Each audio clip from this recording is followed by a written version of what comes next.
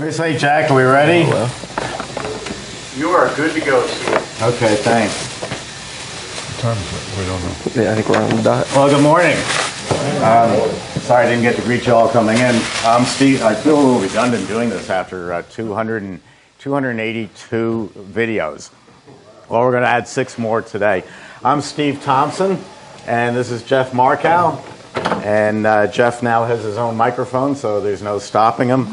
And a few classes back, we had a very fine couple of gentlemen come in from Dairy-Mix Company, who is where we get our ice cream blend that we use. And I've taken unmerciful grief after their visit for the outtakes from that tape because I could not get any of their names correct. I kept mixing them up terribly. So, Rob, I have something very special for you here. I hand wrote this myself. There you go. Thank you. Now you know who you are. Thank you very much. And I can look at it and say, this is Rob from Dairy-Mix. And we know who you are. Who can miss you with the tie-dye shirt? So we're going to do our best today to show you some ideas about making ice cream, ices, gelato, virtually anything you can think of. A couple of ground rules. Samantha Jane Thompson, my golden retriever, isn't here right now. She's in police training, and it's going very well. They have taught her a wonderful technique that if you come in and sit down in my office, she's going to sit down next to you, and she's going to be very polite and friendly, and everybody loves to pet a golden retriever. But if you start talking about price of machines, the growl comes out. I mean, that's what all training's all about. So she'll be back here after lunch. You'll see her. Please don't walk out with her. Please don't let her out of the building. You're not chained to your seats. You're free to walk around anytime you want. If you want to get up and use the restrooms or get some water in the kitchen, or we have sodas out here today, by all means. We won't be offended if you get up and walk around. If you try to steal Jeff's mic, he might be a little... If they leave, we'll get offended. Yeah, no leaving. But also, I'm an ex-fireman, so there's a fire door there's a fire door here, and a fire door here. It's always good to know where your exits are. You're welcome to smoke just outside the building, and I think we usually have pretty good self-service here, so we can help you on that. If you have a question, there's nothing worse than having a burning question in your mind, and then we get so busy that we move on to a different subject, because for the next 5.5 hours we move very fast. Seems like a long time, but it goes really quick, especially when you're getting all the ice cream you can eat. But if you have a question, raise your hand, and we'll take note and we'll get to you very quickly, because your question is most pertinent when we're talking about that subject. And please, ask all the questions you want, anything to do with the frozen dessert business. How much did Jeff's vet cost? What the distribution is of Rob's product around the country. They didn't laugh at that. See that? Well, you already told them how much it cost. Joke's over. They were waxing it, huh? Did he make you wax it at his course the other day? Well, that's good. So anything that comes up, making ice cream. So what I thought we would make today is something that'll make you all money. Rather than just pulling your ice cream, putting it into buckets and sticking it in the freezer, I went to Walmart and I bought these pie shells. They're pre-made pie shells, and they come in graham cracker or Oreo cookie pie shells. And these are 99 cents each in Walmart. So what we're going to do is we're going to make some Bailey's ice cream and then make ice cream pies. And the way they do this, it comes like this. You undo the tin foil, and then when I pull out this, I take the paper off, and then when they're ready, after you do that, you put the cover on, crimp them, and put them in the freezer. And you can sell them all day long at $10 a pie. You can even take orders for flavors, because what the heck, you're making the ice cream anyway. So it's a cool thing. Have I done it before? You don't think I would come out here and make a fool of myself? Why not? I do. How much ice cream goes in there was really the basic. I guess you'll see. right?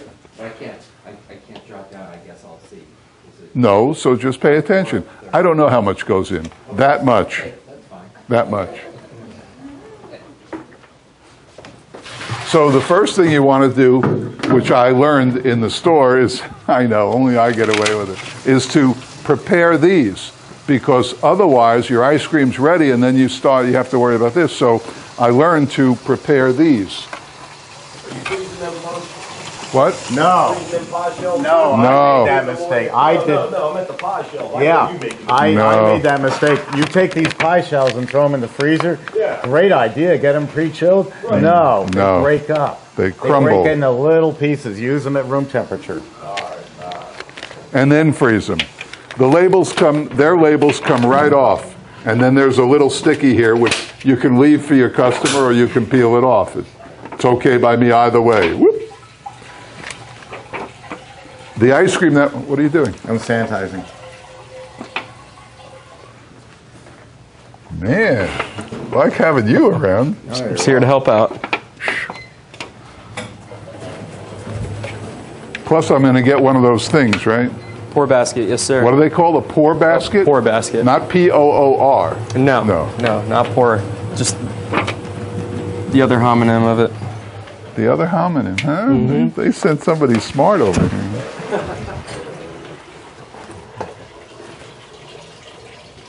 Okay, you know what? Do a couple of those. All right, Hey, on it. I'm on it. Hey, Rob, I have a question for you. Yes, It might sound stupid, but there are none. is there a non-dairy product? There is. We do not manufacture it, Okay. We're gonna make that later today. A non-dairy. but we have Where's the we have bladder? somebody for you to talk to. The bladder back in the freezer? right here. Oh, okay. All right, I'm going to be using an Emery 12 quart, which is, in my world, half of the batch, because I use a 24 quart. I use a 2-week-old 24 quart machine. I'm the proud owner of the new one. The latest and greatest. The latest and the greatest. Because I work here, Steve was nice enough to give me, at no charge, a brand new machine. When pigs fly. So do you keep your old equipment to accommodate volume? He sold it off at a profit. Shame on him. What's that? No, I wondered if you're big enough now where you were going to use two machines.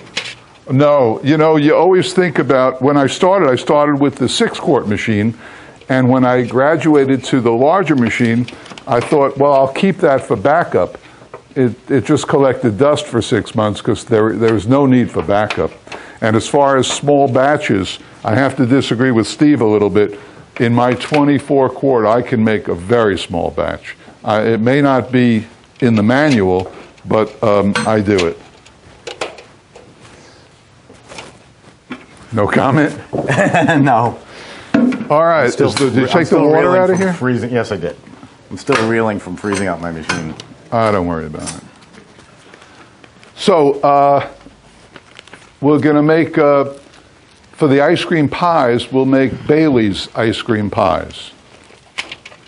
Whoa. Sounds delicious. Is that a 24 quart thing? This is 12. That's why I'm using a half batch. The 24 is the exact same physical size, except the barrel on the 24 is twice as deep.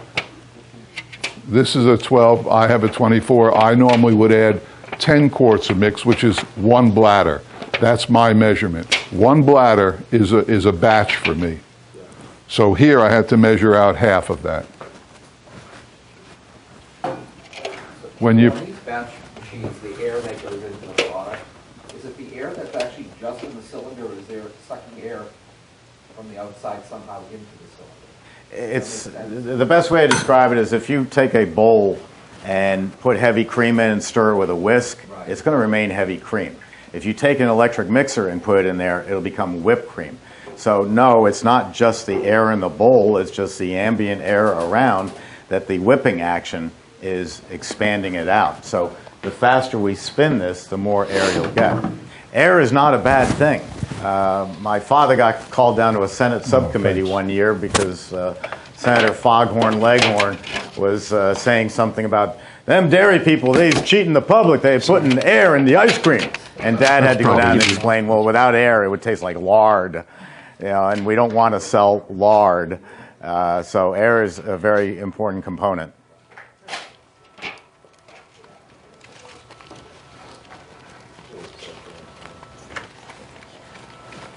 Who's from North Carolina, wasn't he? Who's that? Foghorn. Foghorn Leghorn? I think either that or Arkansas. What's his name? I remember him. Yeah, it was actually a Foghorn Leghorn was a Daffy Duck character, but it was based on a senator. Talk like that. I'm Yes. working here, guys. I'm sorry, we're telling jokes. Can I see that vanilla? That is a new vanilla from Lockhead. That's a natural vanilla. $800 a gallon? No, the pure vanilla is $500 a gallon. Where's right now. that? I want to use that. I hid it away because you use so much of it. And this is a new one for us to try. It's called a natural vanilla. And I think you'll like it. What does it mean? It means it's good. Came from Lockhead. Natural? Yeah, it's a FDA term. Okay. How many quarts of mix did we put in? 10. How many? 5. 5, correct.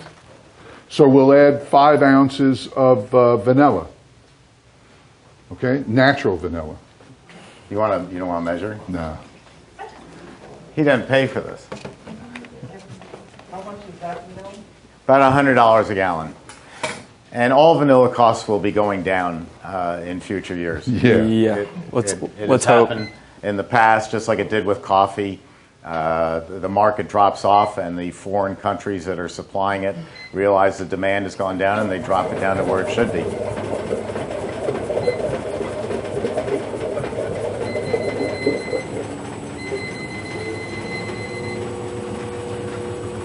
All right. And we'll add a bottle of this stuff.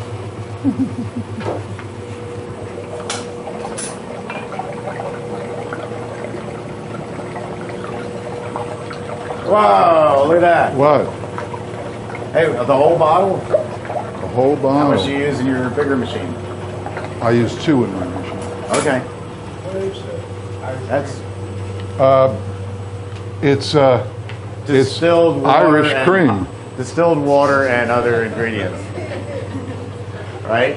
What? Distilled water and other ingredients. It's Bailey's. And you're hiding the evidence. Yes, we're throwing it away. All right, that's it. Simple. And according to Rob, we don't even have to add extra vanilla, right? Because this is 10%, it has your vanilla in it. You don't need to, but it's Right, up to but the I user. do. I always do. And I use 10% at my store all the time. And now we'll put the refrigeration on. You hear the compressor go on? My mic working? Yeah, it's working. All right. Oh, great. And what we'll do is we'll line up the pies. Jeff doesn't use a timer. But yes, you should. How long would you think you would run that? With all that alcohol in there. Well, probably half a batch, probably, No, it's not half a batch. It's well, a all sausage right, machine. 12 minutes. Yeah. See, alcohol. The more sugar in the mix, the longer it's going to take. And sugar is in the form of sugar, honey, alcohol. Alcohol is the longest. That's going to take the longest. Honey is the next longest, and then sugar. Brown sugar falls somewhere between the two, but it really doesn't matter. I'm not aware of any other machines on the market that could take that level of alcohol. Maybe a couple ounces, but not a Gee, I whole bottle. wonder- Because you need a lot of refrigeration. If The we have a alcohol is never small- going to freeze. It freezes at, I think, minus 234, give or take, Fahrenheit. So it'll never freeze in the ice cream. It's only going to be in suspension. So the fact that you could even put it in the machine and get a product to come out is pretty amazing. But these have so much refrigeration power that they will. Are there state licenses that requires it more than 6 year? The question is, are there state rules about alcohol? And yes, every state is different. surprisingly, my state, where I'm from, happily from New York, they have some of the most liberal rules. I heard a story, I thought it was associated with Jeff, but I think he's denying it, that the state of Florida, I wasn't going to say their name, the state of Florida came up with a ruling that if you put alcohol in ice cream and serve it in a dish, that's fine. But if you take that vanilla ice cream and put it into with the alcohol in it and put it into a blender and hand it to someone as a milkshake, that's a mixed drink, and you can't do that. So that's how convoluted the law can be. A lot of people use alcohol extracts, definitely not the same. Vanilla has alcohol. Vanilla has a strong amount of alcohol in it. That's how vanilla is made. You can, like with wines, you can boil off the alcohol, but it's not the same. It's kind of fun to, for private parties and a group like this to make ice cream that's got, a healthy shot of alcohol in it.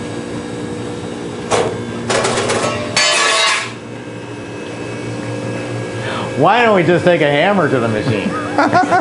Couldn't hurt it. No, it couldn't hurt it. That is a problem.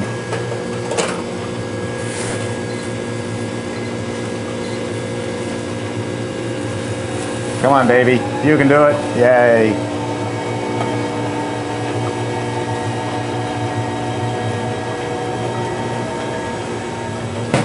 Put this somewhere.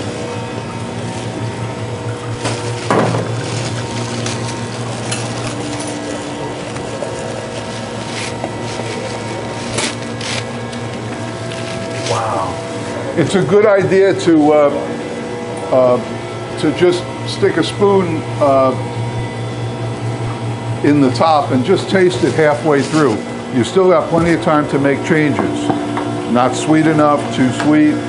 What do we do if it's too sweet? If it's not sweet enough, we'll add sweetener of some kind. What do we do if it's too sweet? Add more mix. I'm going to take a break from what you're doing real quick and just pull this out. As this ice cream comes out, I'm going to throw in some cookies. I can turn it off. So you got to work fast in this business. Don't worry about the floor, they'll get it. I don't worry about the floor. Could I have a spatula though?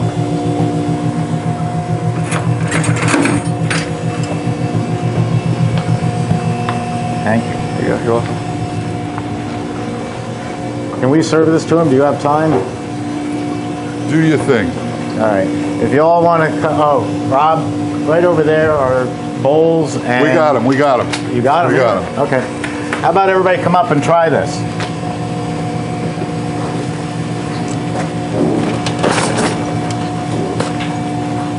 Got it? I got it.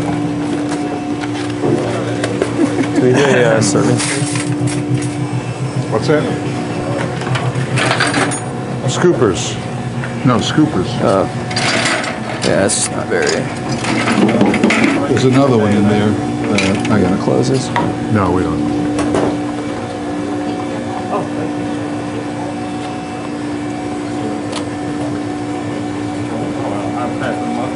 Don't worry about it. Be selfish and be happy.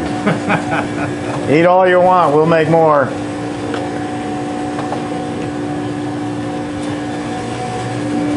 There you go. You're welcome. Here, you can do this while I check my ice cream. Yep, here, grab a spoon, scoops please. 2 scoops each, right? Got it, check. How are we doing? I'm good. You guys already have them, sorry. Leave it. It's a little bit. Hold on a second. Yeah, that's fine. All right. I have it more. Okay. So out of this 6-quart machine, this tub here is 6 quarts, plus we got this. So we made a lot of ice cream, but I put a lot of ingredients in.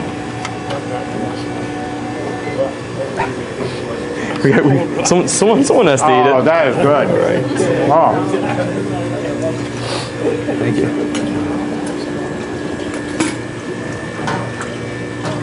More? Oh, yeah. All right. No, I was kidding. Jack, you want to Come try on, we some of have this so much coffee? extra. Just eat it up. 2 scoops. Everyone needs their calcium and protein. Come on. You give me a bunch because I'm sharing with my husband. I should. All right, all good. Thank you. That's what I should. I'm so sorry.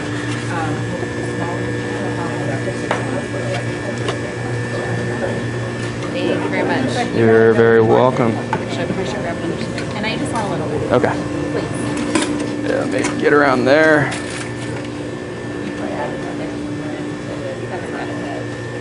There you go. You're welcome. Aaron? A tiny. Tiny? Tiny. Okay, this is the only scoop I know. Sorry. Not a coffee. You want to tell Chris? Oh, I'm yourself? This It's is decaf. coffee.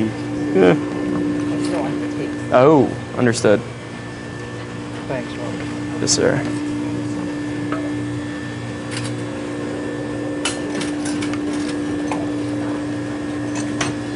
Yeah, they made one years ago. A swirl machine. It cost a couple There you go. $1,000 and it took 40 minutes to set up. Take it easy. So it was All set right, up all right, and all tear right. down, and the cost is better off using a spatula. You know what I mean? Yeah, or a pastry bag. That's what she's doing now, pastry bag. Not too Yeah, much. pastry I had bag eggs works and great for ketchup. variegates. Oh, okay. A Okay. swirl is called a variegates, Yeah. and Hey, how you been? How you doing? Doing all right? a pastry bag works very nicely. Fun. Thank you. We're going to do variegate today. Okay. All right, deal. Thank you.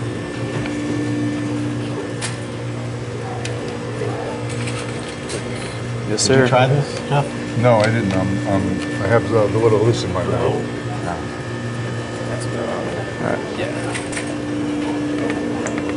You're welcome. How do you like that? Yes, sir.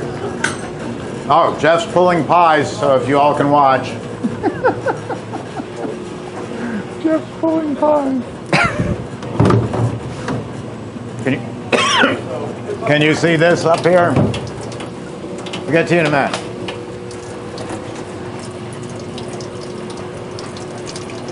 Jack, can you zoom in on this? Yes, sir. And Jack, you want some of this coffee ice cream with chocolate chips in it? I'm all set for now, Steve. Okay.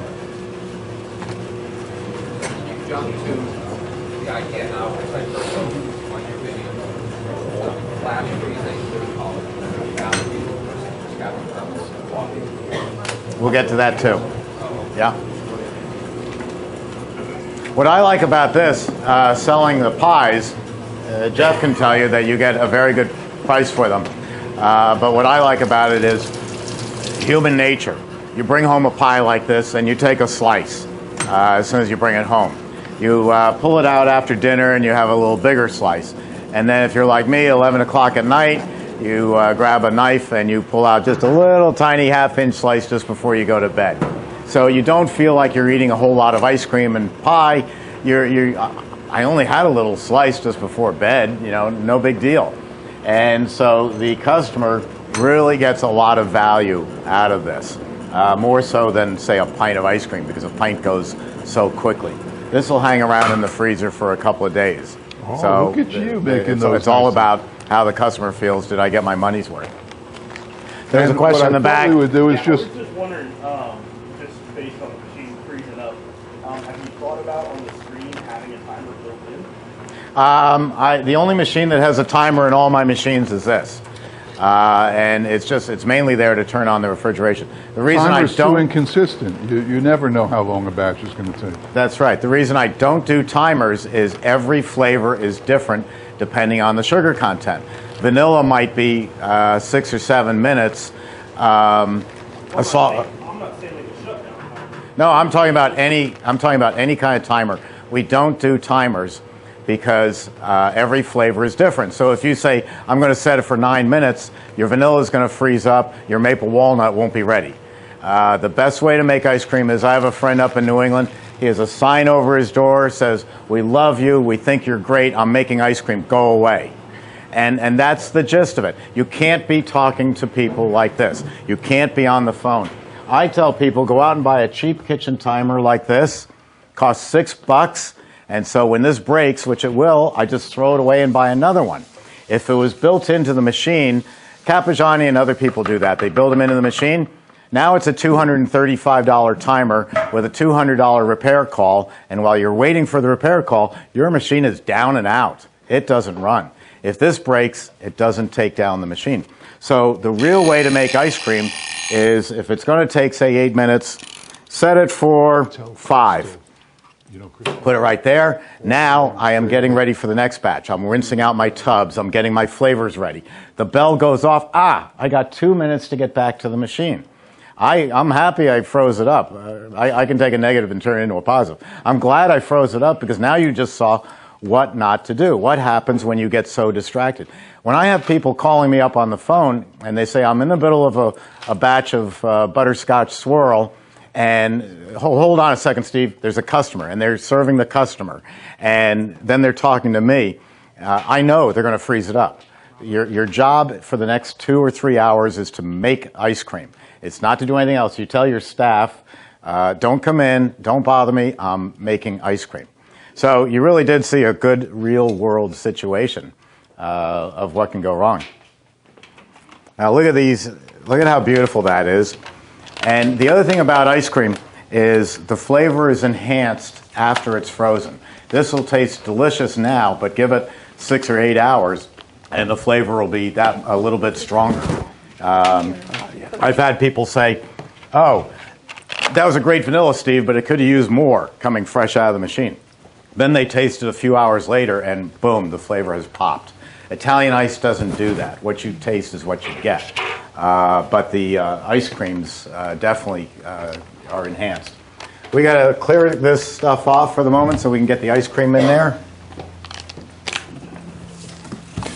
So these are ice cream pies. Sell them for $10 all day long. And if you have a place that seats people, a store that seats people, let them buy a pie for the table and enjoy themselves, or whatever. Could you open that for me? And if you want to try this, I have some more without the pie, so you can come up and have that. You better come up and have that.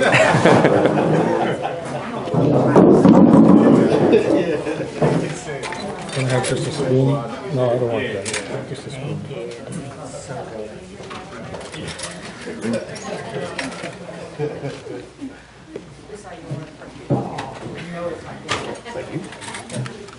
Literally just a spoonful. Hey, Jeff, guess what was on TV the other night, last Sunday night? I'm like Steve, if that makes sense. You're nothing like Steve. An hour from here. Hey, An hour from here, Fruitland Park. Jeff, last Sunday night, there was a new Sharknado movie on. I saw it, Sharknado 5. Yes, and I was talking to a customer on the email, and I said, I'm sorry, I got to go, Sharknado's on. And he writes back, because he'd seen my video about my Sharknado Italian ice. He said, are you going to throw frozen candy corn at the shark? I made this great formula for a blood red Italian ice. Well, you said great formula. Well, I thought it was a great formula. With little pieces of candy corn in, which are triangle shaped, for the shark's teeth. It sounds good. It was great. The candy corn freezes up like a rocket. It'll bust your teeth. I'm lucky I didn't get sued for dental bills. Give Bob some.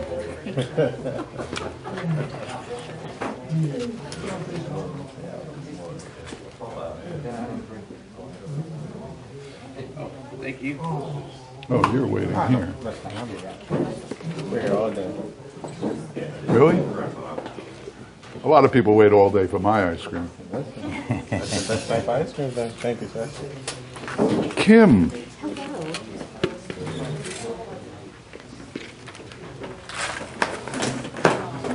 Thank you. Now, we didn't make this yesterday, even though it's the number 2 seller in my store. We already had it. Yes, that's right. You tasted it.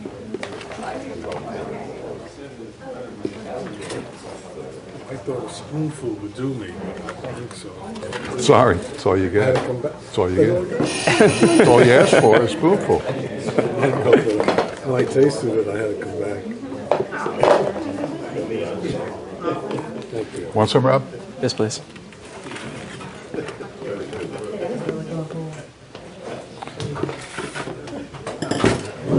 it's 10. Do you want to take a coffee break? Question or coffee? No, question. Do we want to take the coffee? Questions? Oh, no, break. with the questions or just coffee? No, just a break. Whatever you say. You're in charge of that. You know, after you finish that, we're going to take about a 15-minute break while I get set up for the dairy-free ice cream. And so you're free to stand up, walk around. The restrooms are right over there. We'll be up here. We can answer questions, so you're not glued to your seat. Yes? Question on this ice cream that you just made, did you sell it to kids? Because obviously you can't do it. No. No. The girls card everybody there, 21 or over. I don't know why everybody comes in wearing walking canes. And Don't go there. You're the youngest one there. Don't go there. Because I get 8 emails a day asking me questions. Oh, really? About ice cream. Jack, you want to bring us back up and turn on Jack? Did you smell that? Mm-mm. Tell me what it smells like. Don't look at it. Just smell it. I think I know what it is. Okay, we'll get going here in a second. Reminds me of childhood. Yeah. It's that Biscoff, right? Huh? It's those like little biscuits. Yeah. They're so good.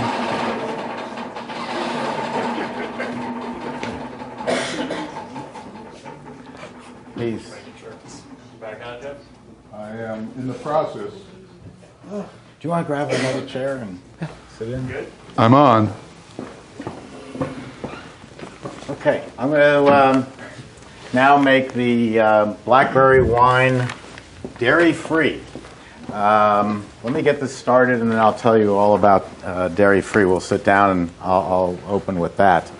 But the ingredients are fresh blackberries, a little bit of sugar, my dairy-free mix, and there's a gentleman in the audience who suggested this and brought in a bottle of his own Blackberry wine that he has been specializing in for years. Do you have that here and want to come up?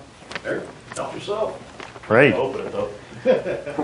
Now, just before you sit down, tell us a little bit about this. Well, that's just blackberry wine. Oh, don't get too comfortable. I mean, all right, let's do it this way then. All right, that's blackberry wine. You're up in the 20% range. That's a second award winner from the Pennsylvania Wine Association. Wow. It's that was actually the first wine I ever made and put in a contest 15 years ago, and I've been making it ever since, and I can't keep it around. Wow. But every wine I make is fruit. I make nothing with grapes. No Zinfandels, no white wines, no red wines. Everything is fruit based. Strawberry, banana, I got them all. Wow. I got awards for a bunch of them.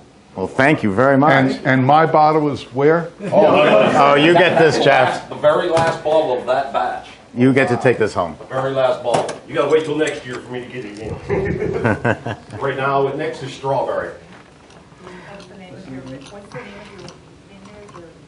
No, I'm a homemade guy making the basement. Yeah, I don't. I try. Might want to put a label on it. I'm just me speaking.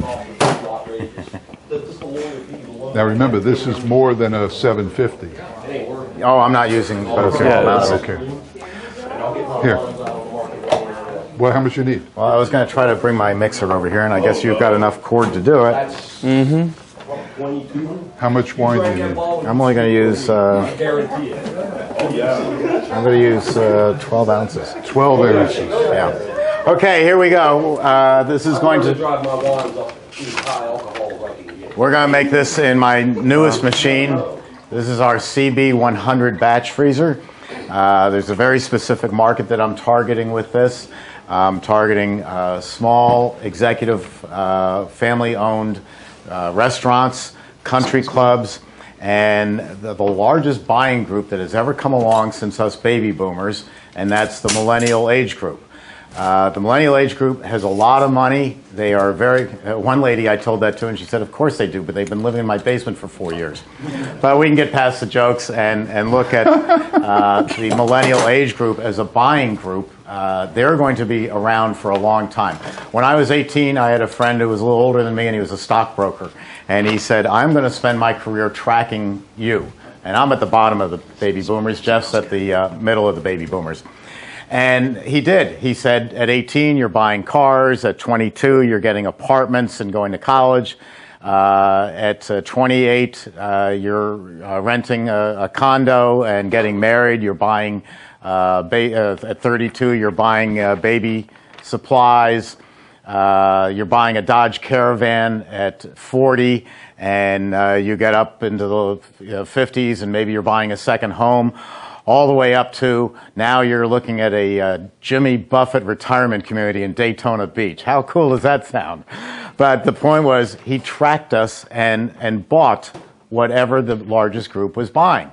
Not unlike Warren Buffett, who always had the slogan, he said, I buy what I use. So he'd buy Colgate-Palmolive, he'd buy NetJets, and that's the way he invests.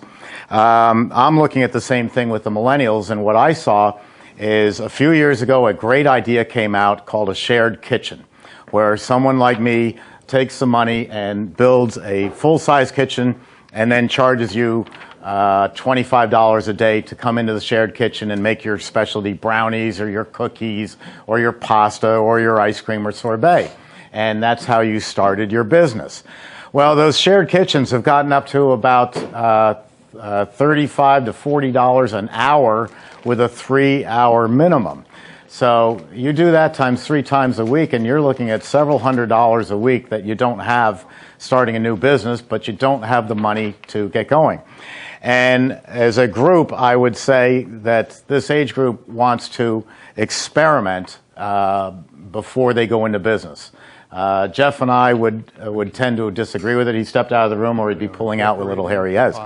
But I say get into business, get going, and everything will work out.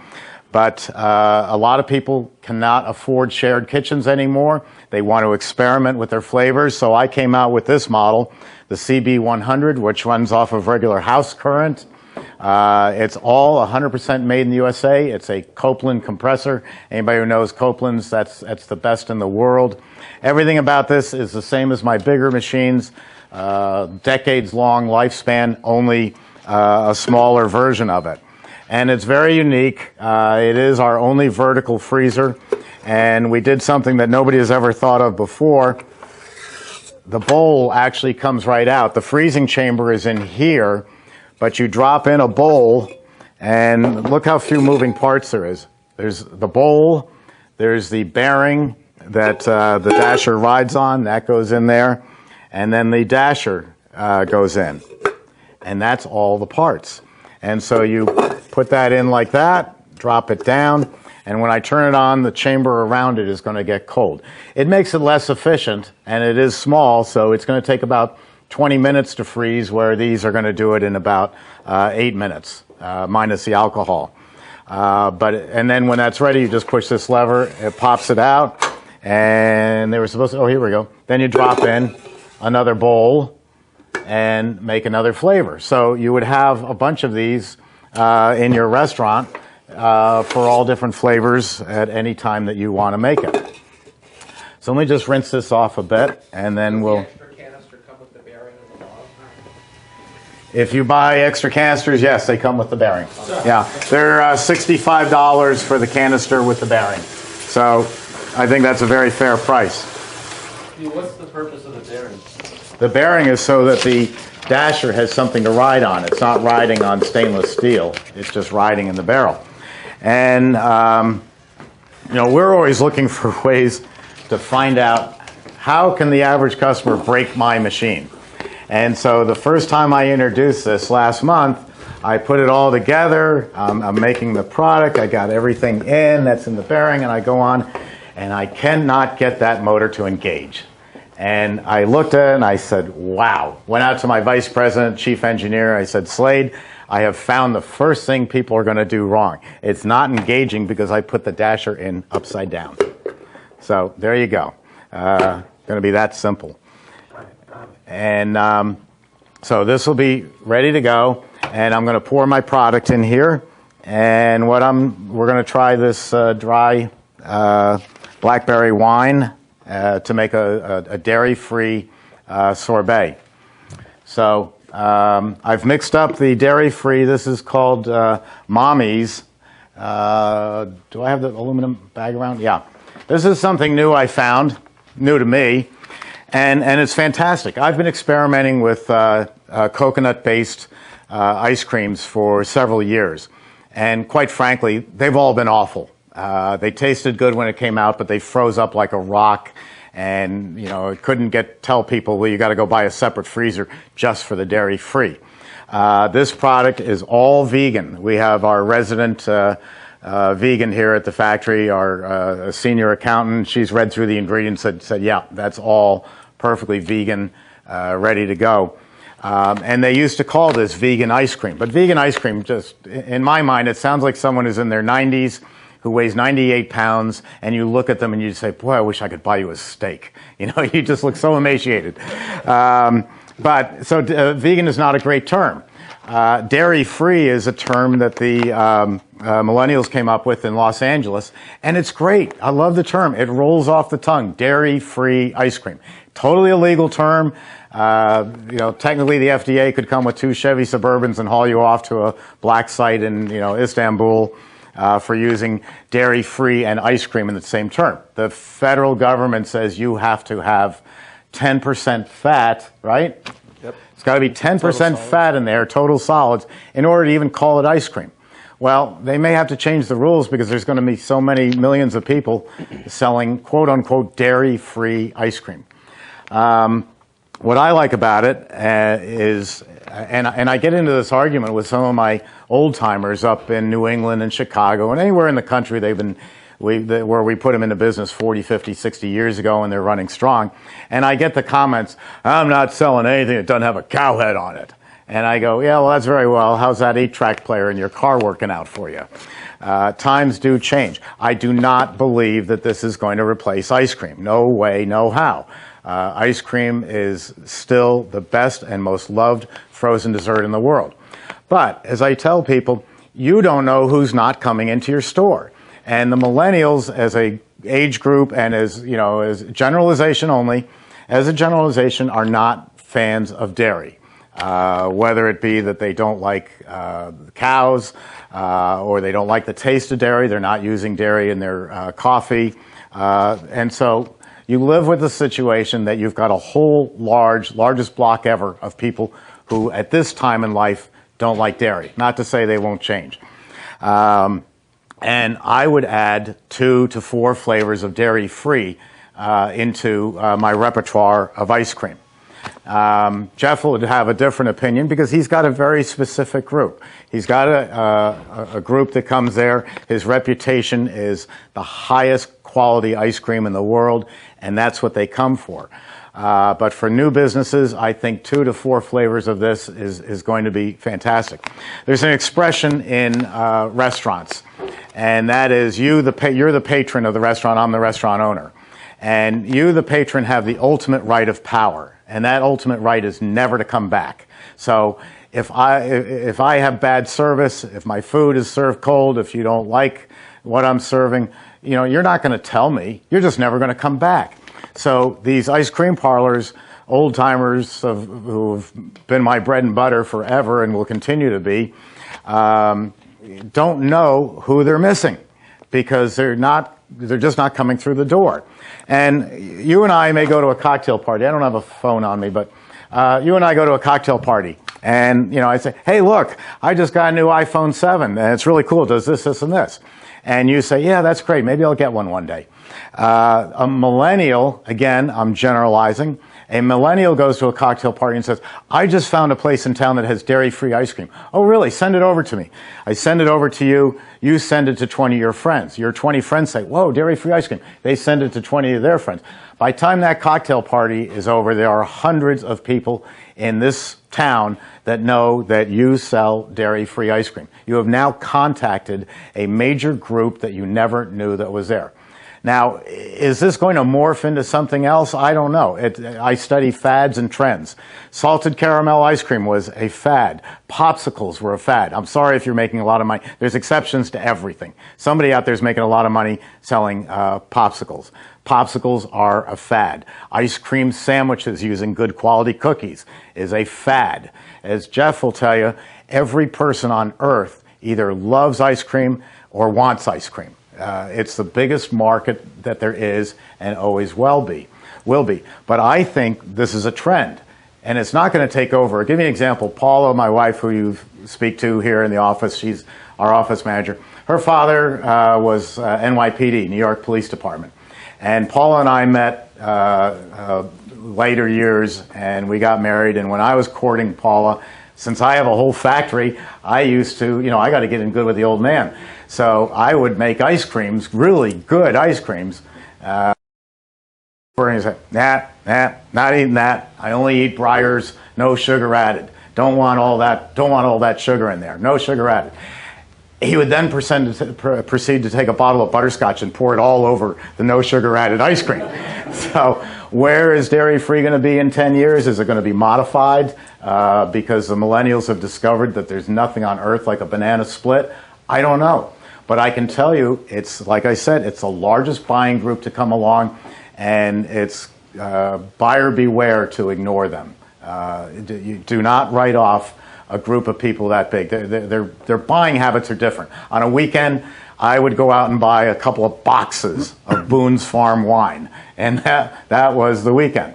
My son, who's one of my 4 millennials and lives in Manhattan, he'll start on Tuesday going to Sherry Lehman or any other high-end liquor store or wine store and start looking at $40, $50 bottles of Bordeaux. And on Friday afternoon, he'll pick out a bottle, one bottle. I got 2 boxes of Boone's Farm. He's getting 1 bottle of Bordeaux, and that's going to be their entertainment for the weekend from an alcohol standpoint. It's completely different from us. It's a different buying crowd. They're the ones who are pushing. That's why Whole Foods is successful, or Trader Joe's. I mean, you walk out of those stores and you spend $60 and you got half a bag full of stuff, but it's super high quality. That's where, to me, the trend is going. So, all that said, this is dairy-free. Yeah. What is the name of the company? It's spelled M-A-M-I-S. Mammies. Mammies. It sounds like it should be Mammies or Mamies. It's Italian for mother. It's mommies. Yeah, he pronounces it mommies. It's pronounced mommies, but you look at it, and I'll pass this around, and you're going to say, oh, it's Mamies or Mammies. That's made in the USA, and it's extremely good, and it's extremely simple. I just threw 1 pound of powder into a quart of water, stirred it up, and there you go. Yes? Are you using the gelato mix or the soft serve mix from them? I use the gelato coconut. Yeah, because I'm not running soft serve machines. I don't want anything to do with soft serve machines. Yes? So what kind of a percentage would you say for your non-dairy to your dairy food served? Percentage of Overrun. This is technically a high-fat Italian ice. I have made Italian ices, or dairy-free Italian ices, where I substituted all the water for coconut milk. And I added some Coco Lopez or cream of coconut, I usually have some up there, to add more flavor.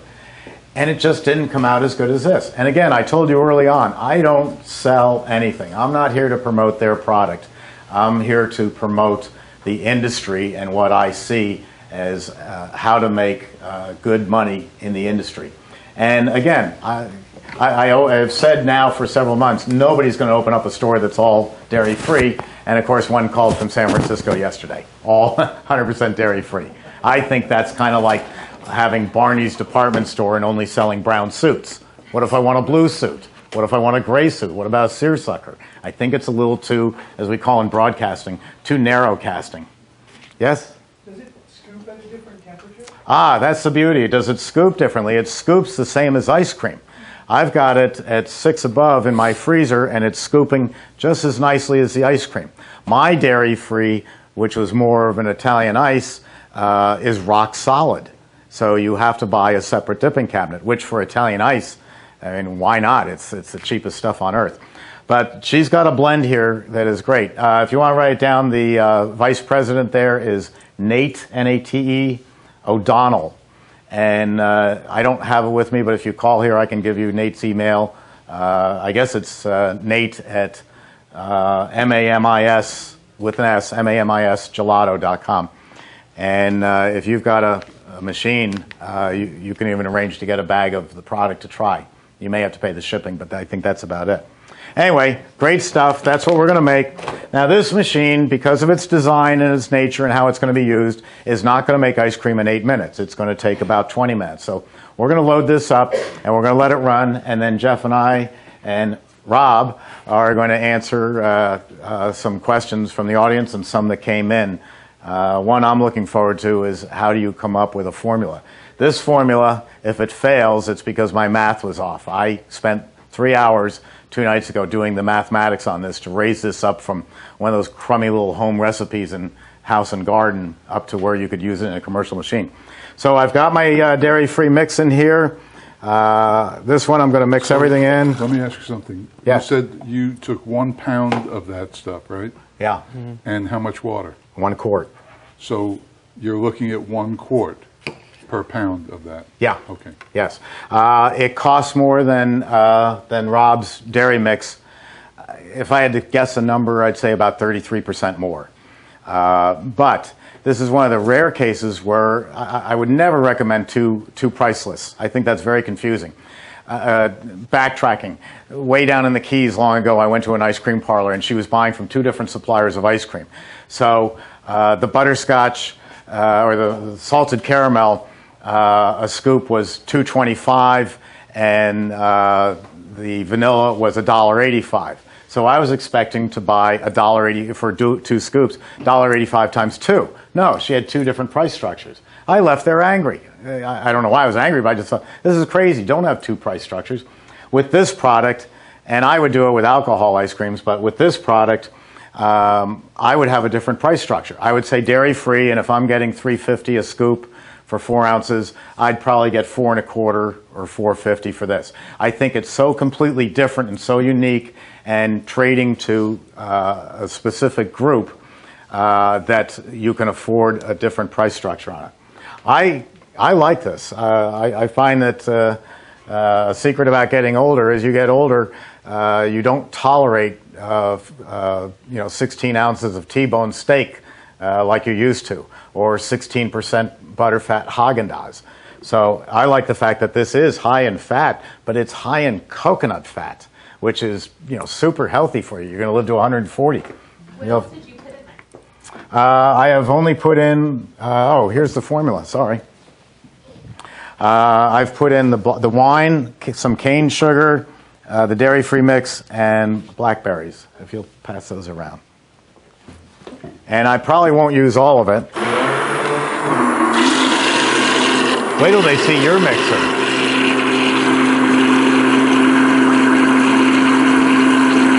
This is a very sophisticated KitchenAid mixer. It's really cool. Wait till you see the hillbilly version of it that Jeff has. It is so cool. You'll want one. And you can go to Home Depot and set it up this afternoon.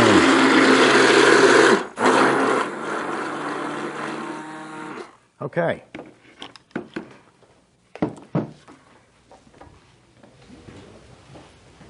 Now, I'm going to have to block the camera because I had to work from around the front.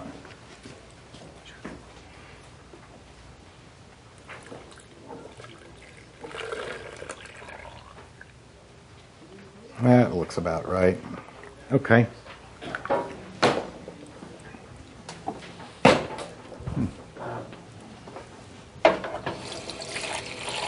I just have to line this up a little. Okay, motor drops in place. That starts it spinning, and this is the refrigeration.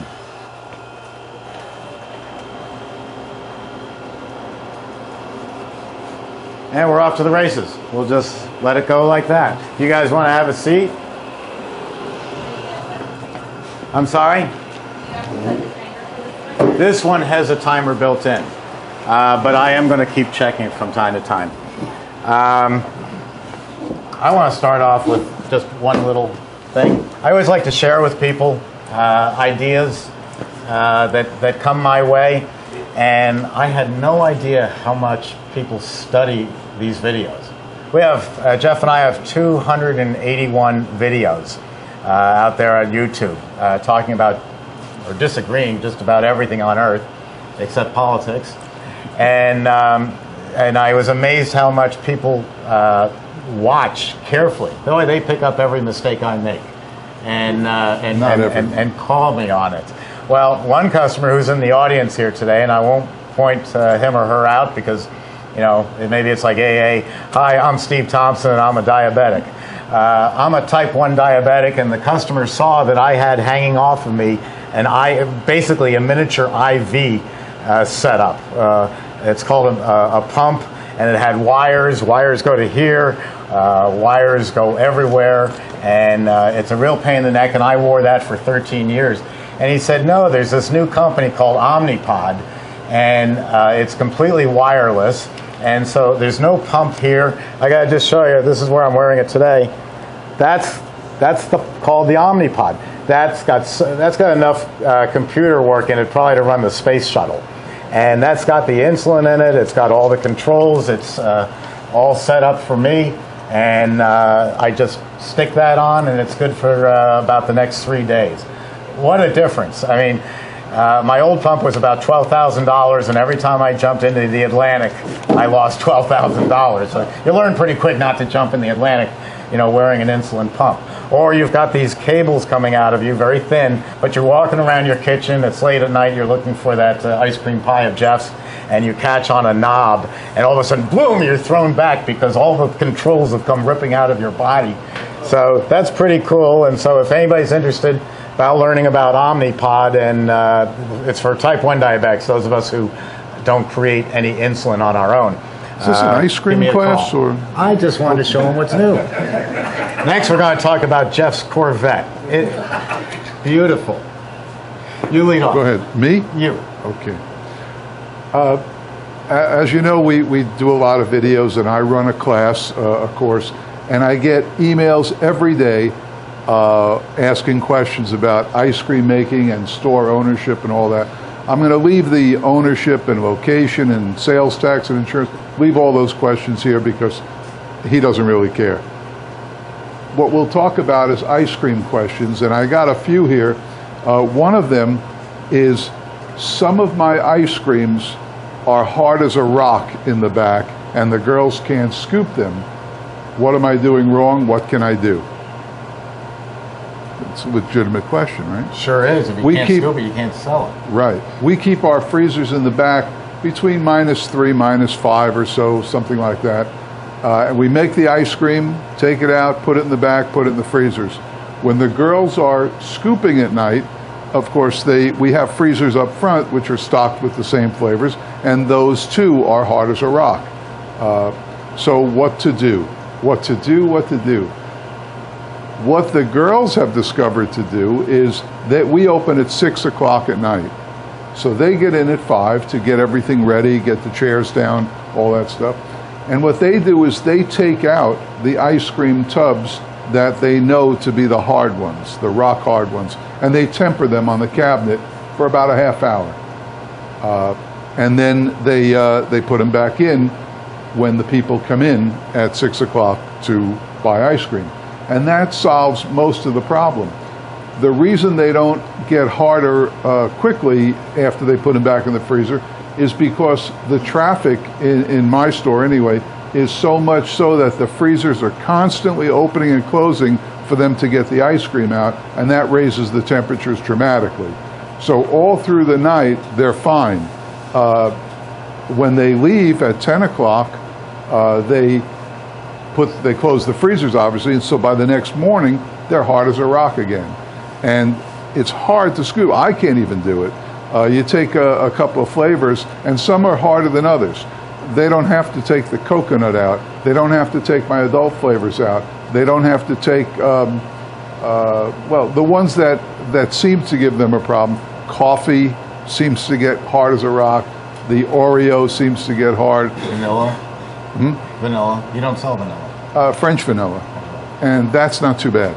But they know what they are because they know. We make one called Frankenstein, which is a triple chocolate. They must take that out. So anyway, the girls know what to do, and they come in, they get the chairs down, they get things ready, and then they put the tubs on the top to temper, wait a half hour or so, some longer than others, but they know that. And then they put them back in, and the people are already coming in right on the button at 6 o'clock. So the freezers are opening and closing all night, and they're fine. Rob, if we took your beautiful balanced mix with great ingredients in it, and substituted the cane sugar for a whole lot of high fructose corn syrup, what would that do to our scooping? Would it make it easier to scoop? It'd probably make it easier to scoop. You'd have to drop the temperature lower to freeze it as well. Because the cheap high fructose corn syrup makes it easier to scoop. Why would you use that? You wouldn't, because it cheapens the product. So you wouldn't use. You don't want to mix. Brain cell killer. You don't want to mix this high fructose corn syrup. Wouldn't you say that your alcohol flavors, you said, and some of the higher sugar content flavors scoop easier? They scoop easier because of the higher sugar content. I've found that the more sugar or sweetener in a product, the easier it is to scoop. The harder it is to freeze. Harder is to freeze and easier to scoop. Same basic idea. So I have a little different take on it. Jeff is using cabinets that are wrapped all the way around in Freon line, so it's all evenly cold. So am I. I'm using a dipping cabinet for ice cream, but it's the same concept. If you've got this box, let me grab this. This is my dipping cabinet right here. That's a magazine. It's a pretend. Okay. You know, this is the land of make-believe, just like you make great ice cream. Got it. This is my dipping cabinet. It's all wrapped all the way around in cheap aluminum tubing, and that's your source of cold all the way around it.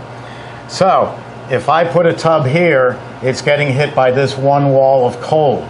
If I put a tub in the corner, it's getting cold here and here.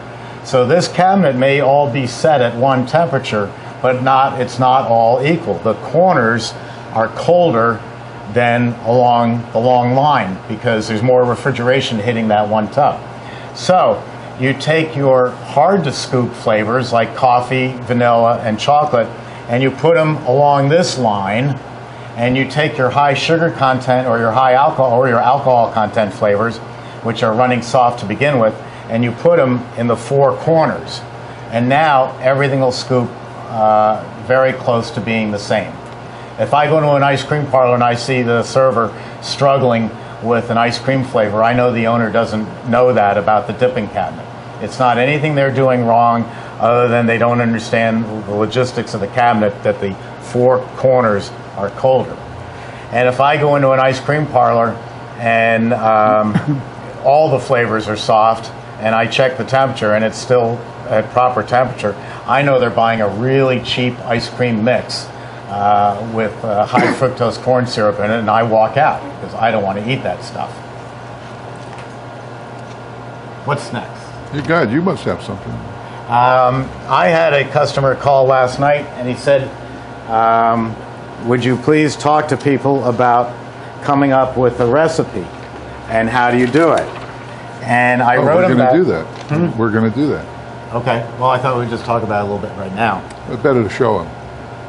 All right. Well, I'll tell him just in general terms, my method and your method. Okay. And I told him, Mine is right, mine is bad. I told him we would discuss the two methods, and I said, this is a private email. Please do not tell Jeff that he's right, because he is right. I take a recipe and I do it strictly by mathematics. I say that if a working recipe has this amount of sugar in it, and this amount of alcohol, and this amount of cookies, I'm taking into account all the different sugars, and then I've got to multiply it up to match the machine that I'm running. It's all mathematics. I get a lot of calls which I used to think, what is the matter with these people?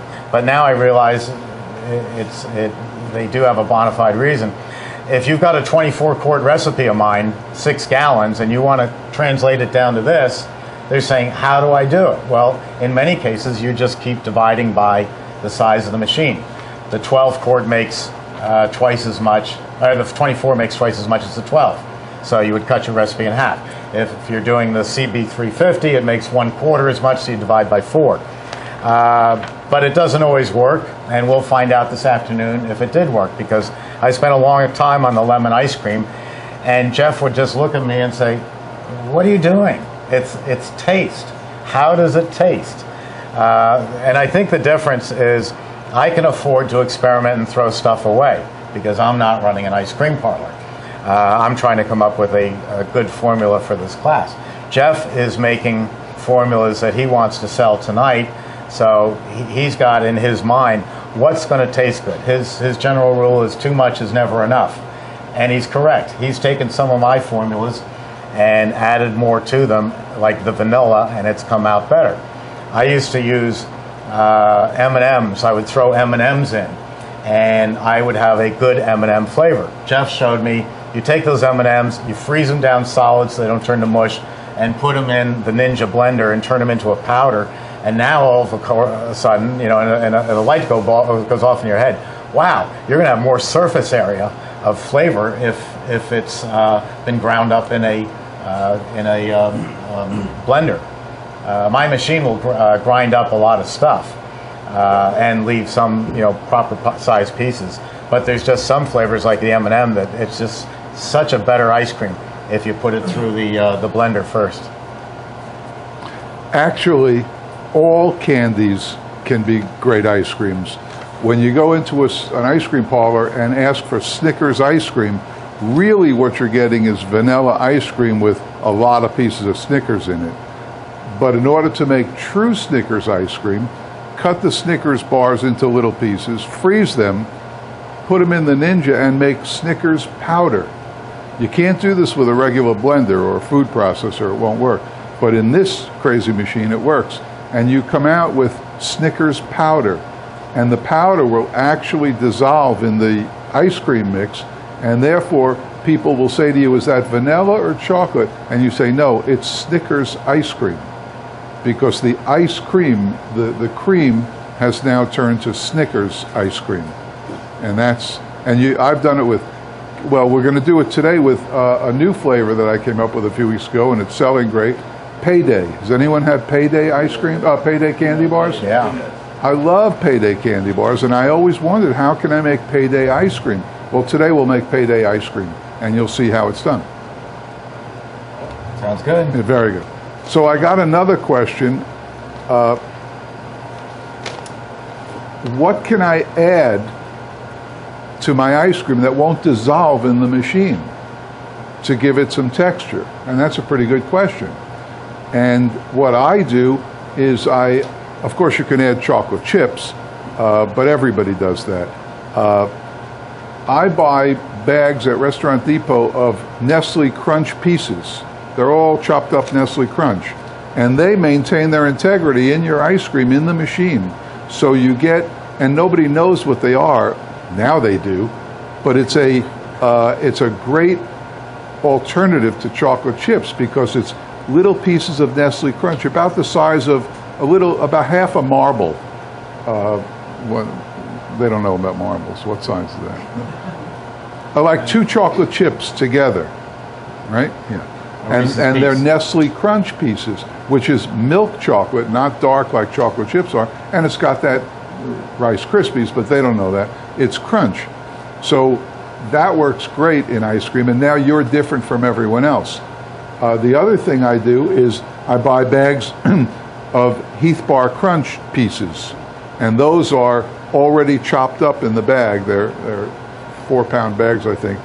And you add those, Heath Bar Crunch is toffee and chocolate, and add those to an ice cream, and it's a great crunch that won't dissolve in the mix. So those 2 things, you can add many more things, but those 2 are great products that I use. Is my mic on? No, you're on. Yes. There's a glaze over this audience.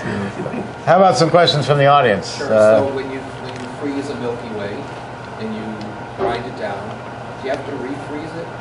Or maybe Milky Way is not a good example. Something with caramel in it. When you grind it all down, if you leave it at room temperature, does the caramel start to melt and congeal? No, it doesn't melt. It turns to powder if you use my method. So you don't have to refreeze it. Keep it in a freezer or a fridge. No, as a matter of fact, what you need to do is because most of the candy bars have caramel, the question was, after you make the powder, do you refreeze that until you're ready to use it? And the answer is definitely, unequivocally no. You must use it as soon as you make the powder. Otherwise, you've got a brick. Even in the time it takes from grinding it and making the powder, pouring it into a bucket, getting your things ready, the top crusts over because of the caramel. So what I do is I make it fresh. I grind it and pour it in a bucket, and I'm ready to use it. I mean, you can wait 5-10 minutes, but certainly not putting it back in the freezer. That wouldn't work. Who else has a question? I know that as soon as we break for lunch, you're going to all rush up with questions. So Well, this is a good place to ask them the right now. biggest question I have that I get, though, by far, 10 to 1, is where can I get ice cream mix? Because people contact me from all over the world. They come and take my class, they see me using the ice cream mix, and they want to know where can I get it. And the first thing I tell them is to Google ice cream mix, comma, your zip code. And what that'll do is usually give you dairies. A lot of dairies don't make ice cream mix, some do. The other thing I do is I shoot them over to Rob. And Rob has generously offered, his company will go up through Georgia, maybe, Alabama. Yeah, our furthest reach right now is up to Charlotte, North Carolina. Charlotte, North Carolina. So you can get the best, believe me, it is the best quality ice cream mix all the way up into North Carolina. Now, if you're in other places, some from Pennsylvania here and some from Texas, Rob has, I don't know if it still pertains, but he's generously offered to help you find a source. Is that right? To the best of my ability, but it's certainly... You're hedging. Some dairies up there, they don't service. I mean, their minimums are much higher than ours are, and that, of course, it's out of my control. Now, also what I tell people is that if you Google ice cream stores in your area, 50 miles, got to be 100 places selling ice cream. Maybe 10% of them make their own ice cream. So you know right away they're getting it from somewhere and they're not far from you. You have a few choices. You can go in there and spy, or you can go to a place that's at least 10 miles away, talk to the owner, and ask him if he'll order your stuff through him because you're too small to get it, and you'll pay him for it. You're certainly not a competitor of his because you're 10 miles away or whatever, 15 miles away. If he's a stand-up guy, he'll do it. If he's not, then you got to send a spy in and find out where he gets it from. Another thing you can do is you can freeze mix. I do it here all the time. I get an order from Rob, and I'm not going to go through all of it, and so I just take it's 2 bags to a box. They're in very heavy boxes with handles. You can pick them up, and we have them right in that freezer. You can take a look at it, and I freeze the mix, and then when I need it, I took it out for this class. I took it out on Friday, 2 bags, put it into the refrigerator, and let it warm up, let it thaw all over the weekend. My refrigerator is pretty cold. It took that long, but that mix was delivered fresh out of the cow 24 hours earlier. It was in the cow, and then 24 hours later, Rob's company is delivering it. And so it was fresh then, and then when I freeze it, it preserves that freshness. Now, on that note, also, I used to get my delivery of ice cream mix on Tuesday morning. And I, too, instructed the driver, he has a key and he puts everything away, to freeze it. We have 13 freezers, to freeze it. And then, according to our inventory board, when I see what has to be made, I would take out a box of, and believe me, this stuff freezes harder than concrete, and the girls would leave it in the sink in water, take it out of the box, of course, and leave those frozen bladders in the sink in water overnight.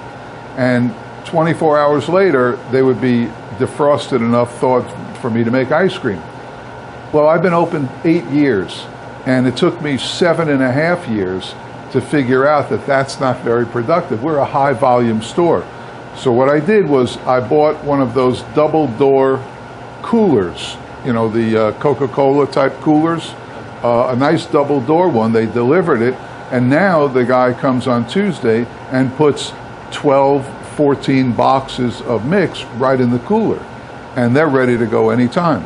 And I just open the cooler door. I don't have to plan for how long it's going to take or what am I going to make tomorrow. I just open the door, take a box out, and it's ready to work.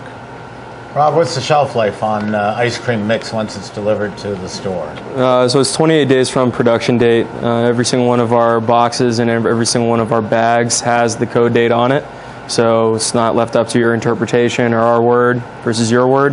And also when you freeze it, we typically, if we're shipping frozen, we'll put a 160-day code on it.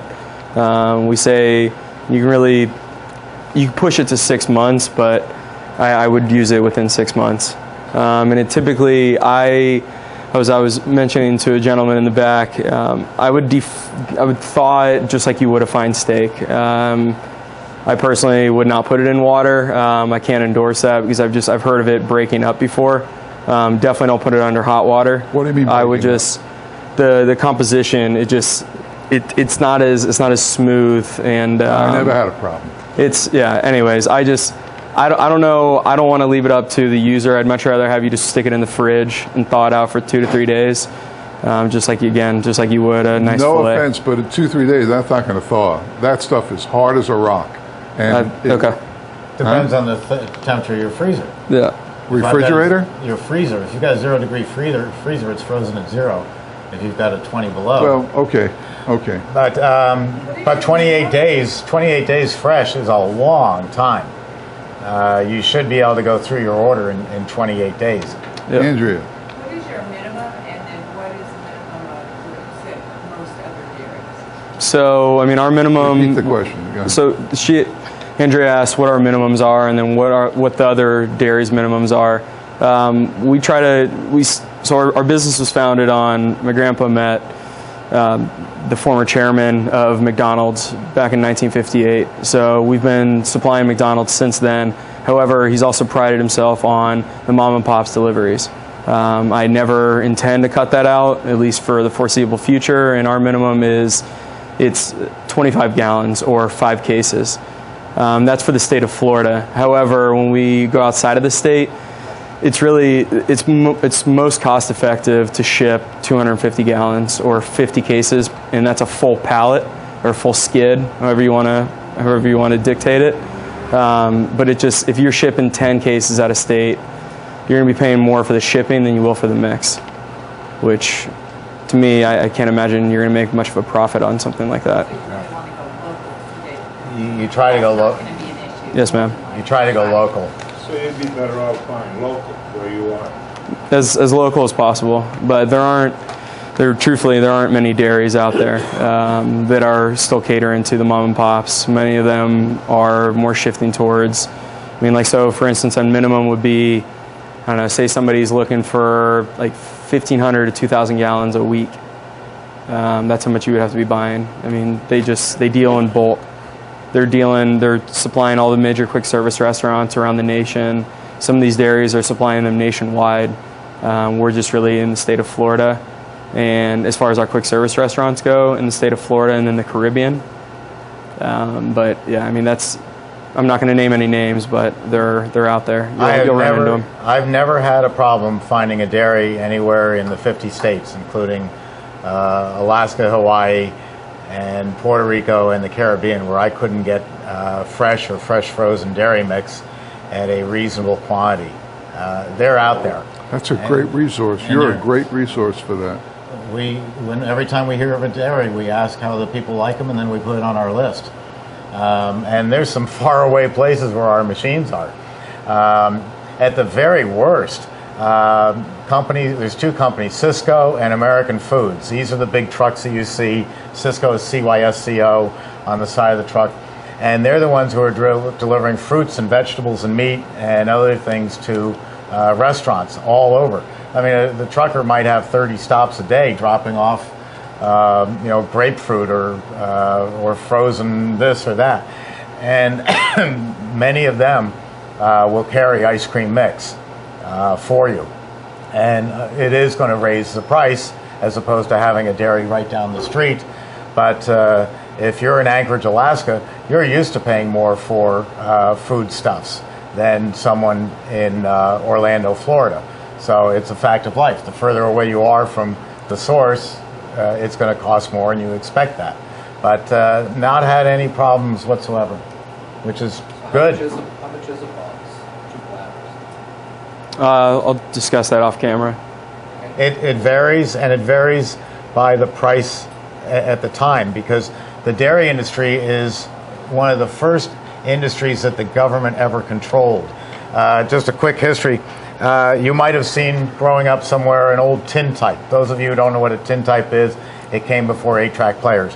An old tintype is a little video, and it shows this Model A Ford on a dirt road and 2 men. It's doing great. Okay. And they've got one of these 10-gallon pails. Good. One of these 10-gallon pails of ice cream, of milk in it. And they're dumping it on the side of the road next to the cornfield. And I had to ask my father what that meant. He said, well, back in the Great Depression, the price of milk was so low that the farmers could not even afford to bring it to New York City or Chicago or wherever. The transportation was going to cost them more than the cost of the milk. And so they just, and you can't tell Bessie, you can't be milked today. You know, Bessie's not going to hear for it. She wants to be milked at 4:30. Otherwise, she's got her legs crossed and is really upset. So the government, it was the first time the government stepped in and said, we're going to do this nationwide. We're going to control the cost of milk. So dairy products have price supports built into them, where for the most part, a gallon of milk costs the same all across the country, except for maybe the cost of the taxes involved. Milk doesn't, milk, if it varies, it's going to vary in San Francisco, just like New York, just like Miami. So their prices go up and down almost on a weekly basis. And then, you know, in order to, you know, keep a stable business, maybe they have to change them up or down, you know, monthly or bi-monthly. I don't know his business. But for the most part, and that's the beauty of it. People say, well, how can I go into business and make ice cream and sell to restaurants when I'm competing with Haagen-Dazs? Well, Haagen-Dazs is paying, they're so big. Well, normally we would think economies of scale. You know, you build one machine, I build 10,000. I can build them for less money because I built 10,000. But that's not true in the dairy industry. Breyers is paying almost the same amount of money for their dairy products as you are. So they don't have a competitive advantage there. So he's not hedging when Rob says I can't, you know, we'll discuss the price off camera, because next week it's going to be something different. And it's price sensitive, meaning as fast as it might go up, it comes down just as fast. It's not like a lot of commodities we buy that once coffee goes up, oh, it's up there forever. I just bought a £1.25 bag of Starbucks. Remember they used to be a pound bag, then they dropped them to 12 ounce. Now they come back to £1.25. It was almost $10. And they're, you know, it's price insensitive one way. Ooh, up. Well, if you drink as much coffee as I do, it's most of your income. Any other questions? Is that price difference? Yes, sir. This looks perfect. That tabletop unit back there, Steve, you're working on right now, what does that run for? $3,950 plus shipping, and if we ship it outside the state of Florida, there's no sales tax. So if you don't have any more questions at the moment, anybody? So this product you're making here, so what's the difference in consistency? Italian ice, sorbet, cream ice, and then this? The question is, what is the consistency difference between this and ice cream and Italian ice / sorbet? This is more towards an Italian ice, but when you taste it, it's going to be a very smooth, creamy. It's very hard to tell from ice cream. What I have found with this product, and this is just my own personal impression, is that a solid flavor like vanilla, if you don't like coconut flavor, you're not going to buy it. Most people do find coconut flavor, you know, appealing. Where I really like this is with strong flavors. Strawberry, something with butterscotch, coffee. This is where it really shines using the dairy-free. This is ready, we can start serving it. And here's what I'll do. I turn everything off, turn that off. raise the lid, pop the top, and then out it comes. And now immediately I can put that in the freezer. I can pull the dasher out, which I will, and use it in another unit. And I can start another batch. I can put this in the freezer, so the executive chef with a small restaurant can have 4 or 5 flavors, or he can have a dairy-free, he can have a high-fat ice cream, he can have a sorbet, anything he wants, and he's got it right there. So that little machine will do everything that the others will do. That's right, it will. And see how that easily that comes off? And that can go right into another batch. There's hardly anything left on there. Jack, do you see that okay?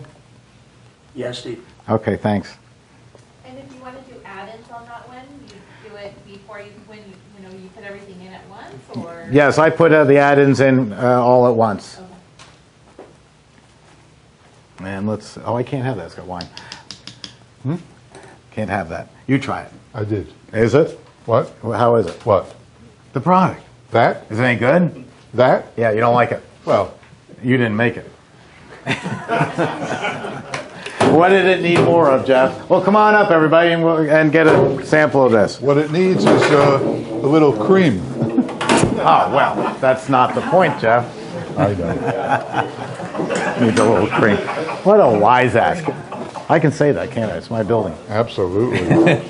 Hey, what's going on? Just here around in these states. What about where, these? Where are What you? happens with these? Okay. What happens with what? Yeah, so I'm going to eat the them. furthest we're going right now is Charlotte, North Well, hang Carolina, on. and then we also go Andrea over to gets- New Orleans. A garnish. All right, well, you can do that on all of them. No, I'm not doing that. I already have my ice cream. If they look like I her, I'll get do it. the ice cream mix from Chicago. Oh, you guys right. Arkansas, I don't have no. Who are you buying it from there? Let me take 2. Go ahead.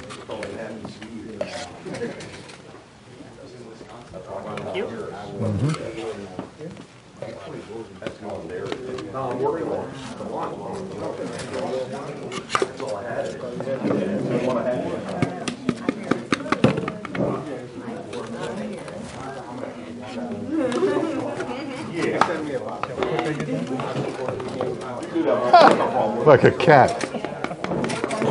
Use my reach. Kim also gets a garnish.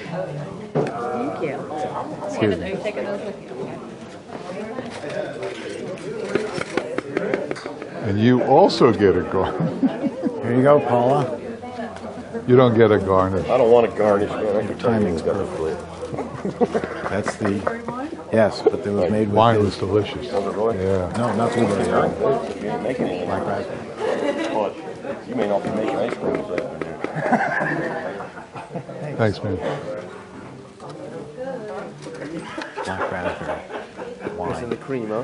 What? It's missing the cream. That's up for you to decide. Tastes amazing. I think I agree with you.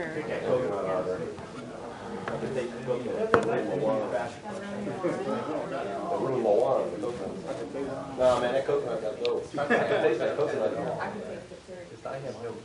How's I know nothing. blackberry taste? Let's go to the other rock. Add more wine or add more blackberry? Where were you before? You make it regular bear. Hey, can I take a picture of that sign or not? What? Can I take a picture? Sure. I saw you by the videos and the YouTube.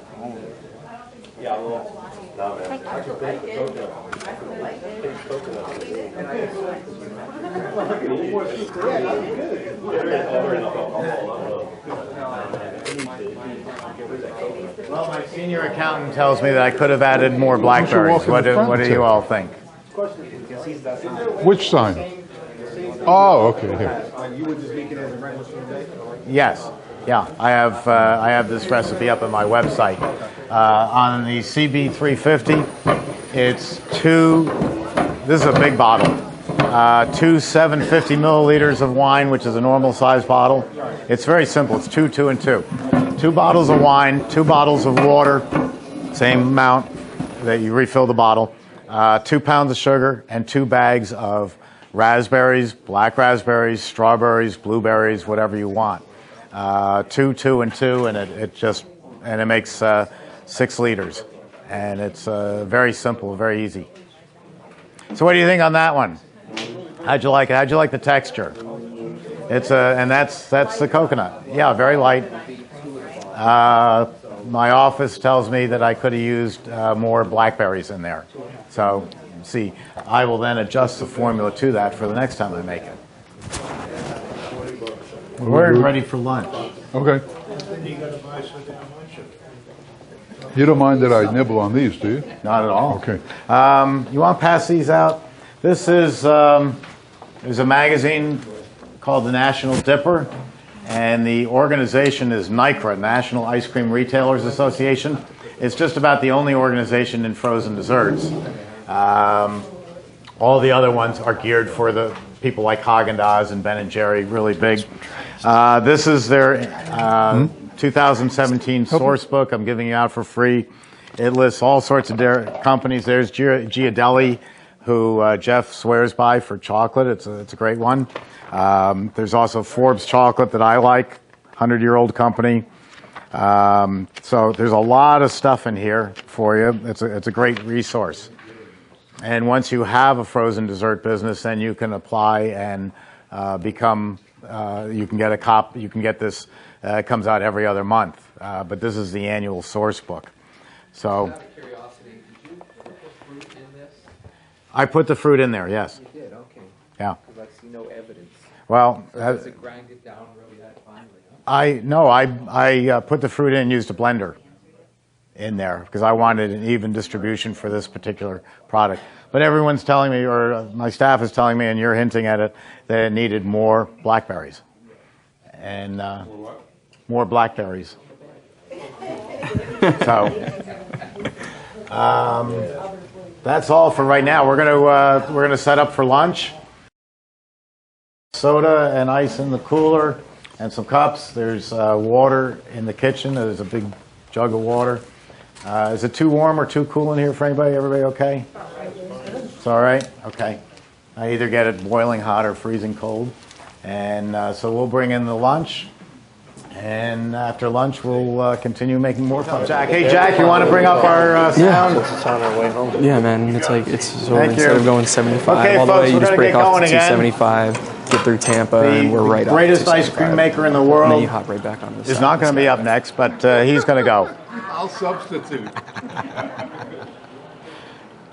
So, any candy bar in the world, you can make the way we're going to make this.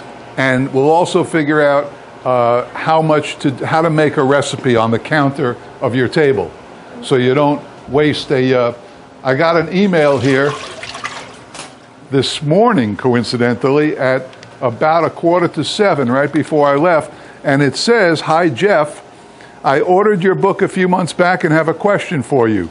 I have been watching the Emery Thompson videos. During one video, you mentioned that you would show the class how to know if you have come up with a mix that's good enough to test in the machines. My assumption is that you would be using about 1 quart of mix and calculating flavors with your best guess and tasting. Could you tell me if I'm correct and guide me to know?" Well, it's a good question, because my book has 20 some odd recipes, and you can actually run a store for the next 5 years on those recipes. I did, and they're all perfect, great recipes. But there's going to come a day when you want to make your own recipe. You're going to want to make something Caribbean, right? Or whatever. And you're going to want to make something Asian. And you're going to want to make, who knows what you're going to want to make. So today, I need the freezer. I got to get something from the freezer. So today, about 3 weeks ago in the store, I was walking actually through Sam's Club, and I saw Payday. I love Payday candy bars. And I thought, boy, I'd like to make ice cream out of Payday. Well, it's simple as can be. It's just like Snickers and Mars bars and Three Musketeers and Milky Way and Kit Kat, any of them. You can grab any of them, Baby Ruth, any candy bar on the shelf, and here's what you do. You take the box of candy bars, and you have your able-bodied assistant unwrap them while they're room temperature, and cut them up into small pieces. Let's see if they did it good. They took these are Paydays, and all they did was take them and put them into 3 pieces per bar, and then they froze them last night. They did this last night. So our goal, in order to make Payday ice cream, is to infuse the mix that Rob so generously supplied. We need to infuse it with Payday candy bars. Now, any other store would take these pieces, put them in the machine, put in the mix, and turn it on. And what they would get would be vanilla ice cream with pieces of Payday in it. That's crap. And you're all, sorry, and you're all going to make much better ice cream than that. Certainly the people who took my class already know how to do this, but let's see how we're going to do it. The secret of doing this is not grinding it up in a blender or a Cuisinart or even a Vitamix. It's not going to work. A company called, oh, you're going to bring it over here? A company called Ninja, brilliant. They decided that every blender in the world has the 3 props on the bottom grinding things up. And if you've ever put anything in there, you know that it doesn't do a good job. I had a Vitamix that we paid $560 for, and I sold it about a month ago for $50 because it's as useless as a blender. The Ninja people came up with this: 6 blades running the length of the container. And the way the blades are shaped and made, they suck the stuff into a vortex. So it enables you to chop this stuff up and make powder out of it. It's brilliant. And I got to tell you, I've made a lot of money from these blenders. I have 5 of them. Even though they don't break, I'm still on 1. The top. Now, the only downside, which doesn't bother me in the least, is it makes a lot of noise grinding this stuff up. So you'll have to bear with me.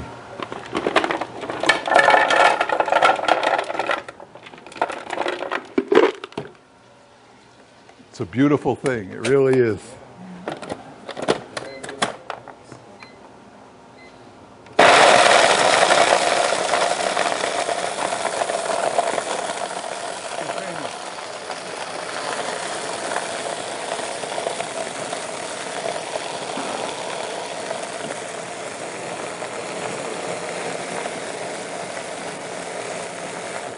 Look what we've got.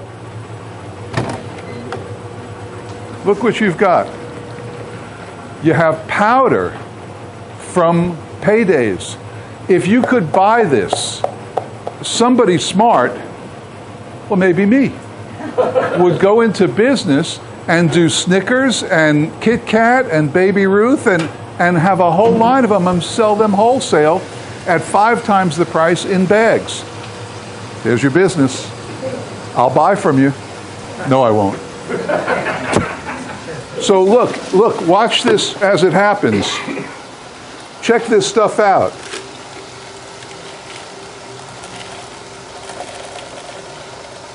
Now, you think you're going to get vanilla ice cream with peas? No, you're going to get ice cream that is Payday.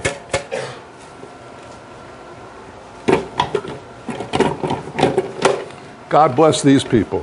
It doesn't work with anything else. I own a Cuisinart, I've got a KitchenAid, I had blenders, and I had a Vitamix. And nothing worked. This works. These are $100 available right now. That's all they are. They are $100. They go on sale for $89 sometimes. And don't get the ones with all the fancy extra things and attachments. You don't need it. This is it.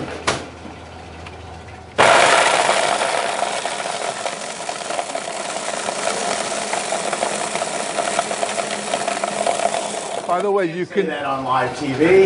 You can hear when it's done. You hear the chunks still grinding up, and that's true with all of them, Snickers and everything else.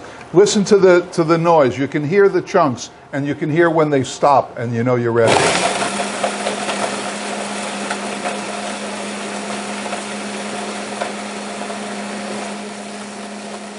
There. Done.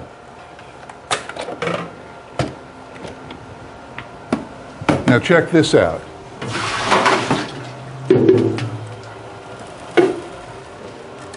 And what have you got here?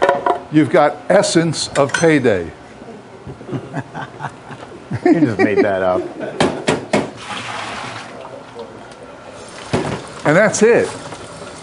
And you know what we're going to add to this? Nothing. Nothing. That's right, I'll get it.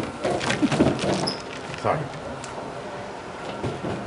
So we've got 2 quarts of Payday powder.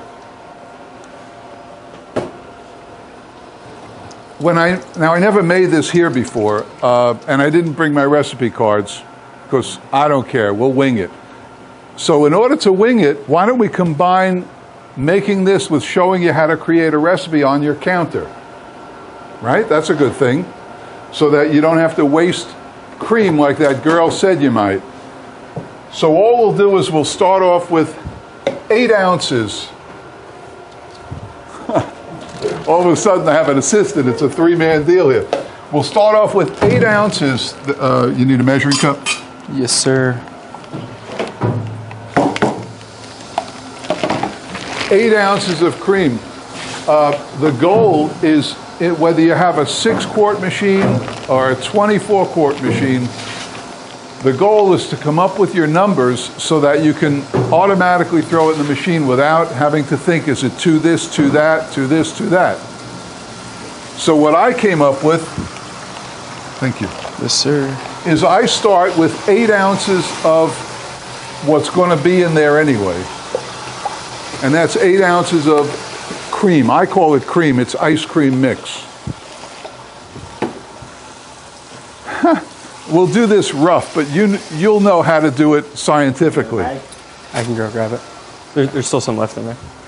What you want to do is you want to see, by adding this to this, when it tastes good to you, when it's what you want. And then we'll do the math. Now, in the store, I have real measurers, like a teaspoon, a tablespoon. Here, sort of in the dinosaur age, we have to use this. But it's okay, it'll work. You don't, nah, he doesn't know. So what we'll do is we'll start with 1, 2, 3. We'll start with 3, okay?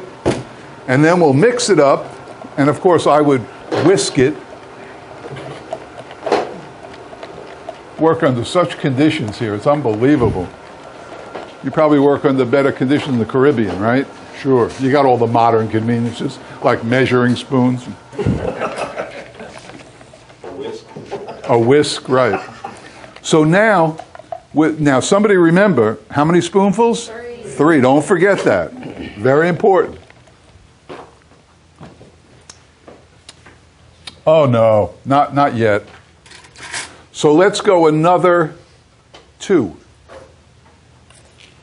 So we'll go Jack. 1, Zoom in. 2. And because I'm the only one tasting it, I can double dip. I don't advise you to do that. Because the particles are so small, it's actually dissolving in here, which is what's going to give us Payday cream.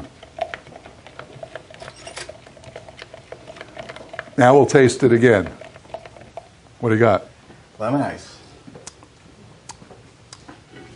Ah, we're getting there. You can definitely taste the difference. We have how many? 5. Let's go.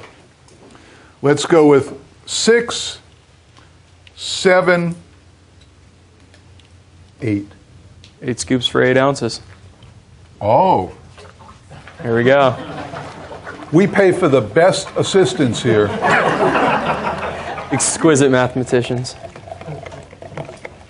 Now also remember that my mixing it here won't get it the same as mixing it in there will, because I'm mixing it 20 revolutions a minute. They're mixing it 234 a minute. Just testing here. So now let's see what we got. How many scoops? 8, right?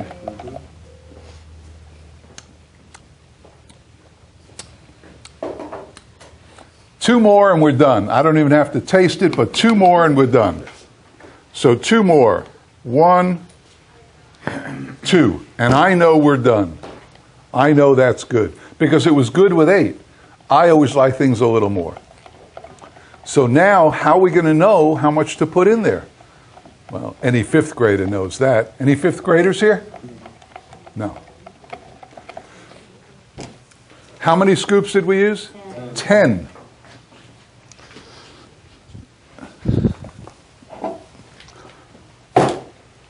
Let's see what 10 is. You know where we're going with this, right? You're a winemaker. 1, 2, 3. It's 10, exactly what we're going to do. 4, 5, 6, 7, 8, 9, 10. We'll weigh the scale with this so we'll know. Okay, you know that much. Terrible. We'll 0 it, put this on, 0 it again, and we'll see what we got. We have 3.5 ounces of Payday. Okay, think about it. 3.5 ounces of Payday. 8 ounces of mix. Let's times it by 4, obviously, because we want to get to a common ground. The common ground will be a quart. All your machines are going to take quarts, however many quarts they are. So we multiply it times 4, which gives us 1 quart of mix. We multiply this times 4, which gives us 14 ounces of Payday. Good girl. So 14 ounces of Payday for 1 quart. Now I run 10 quarts in my machine. What would that be? 140. Come on, give me a better mix than that. How many pounds? 12.5. How many? 8.5. Man, you see how quick he did that? 12.5 pounds. So when you go to this, now this is a half machine, so we're going to use how much? 6 pounds, right? 6.25 pounds. When you go to the store and you see those giant boxes of Paydays for commercial, you know, or whatever, if you have a lot of fat kids, this is what you have to look for, the weight of the box, because it's the net weight on the bars. So when you see a box that says net weight 6 pounds, you're there, right? Take them, cut them up, put them in the freezer, grind them up, and there's your formula for Payday ice cream. When I make Snickers ice cream, I use 6 pounds for half a batch, 12 pounds. Sounds like a lot of Snickers, doesn't it? Yes. But when you taste the Snickers or this or Baby Ruth or any of them, you know you got a winner that people are going to come in and ask for. And I tell everybody in my class, don't worry about the cost of ingredients. Don't even consider the cost of ingredients. Use the best ingredients you can, top shelf ingredients. If Walmart made Payday and called it Quay-Day, don't use it. Use Payday ice cream. Use Snickers, not Flickers. Use the real deal. The difference, the profit in this business is out the roof. You're going to make money. If you make, if you sell it by the pint, let's say, and you're going to make 60 cents less a pint, which is, you'll never make that much less, who cares? You're going to sell twice as many pints, so don't worry about that. So, the next part of the equation is how much do we have here? What did we say we need for 5 quarts? 6.25 pounds. Let's call it 6 pounds. I don't think we have 6 pounds here, but let's see. Because I didn't bring enough, and Scrooge doesn't supply the ingredients. It's a good thing you're selling those ninjas because you're going to go broke making ice cream. Hardly. Okay, we have 2.25, let's call it 2 pounds. So that means we can make 1/3, which is 1/3 of 5 quarts is how much? Oh, you're cheating with a I thought you were smart.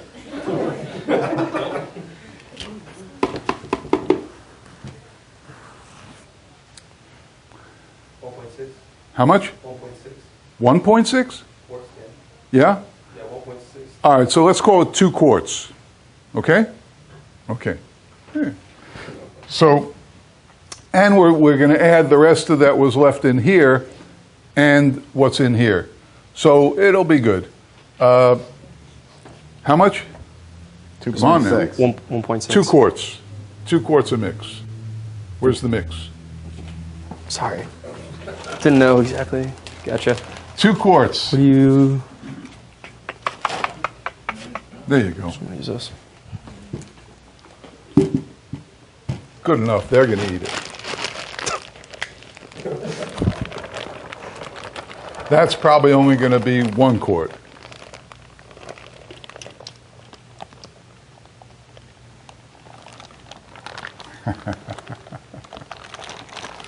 Oh my. How much is that, Rob? Why, it's 1 quart on the button, isn't it?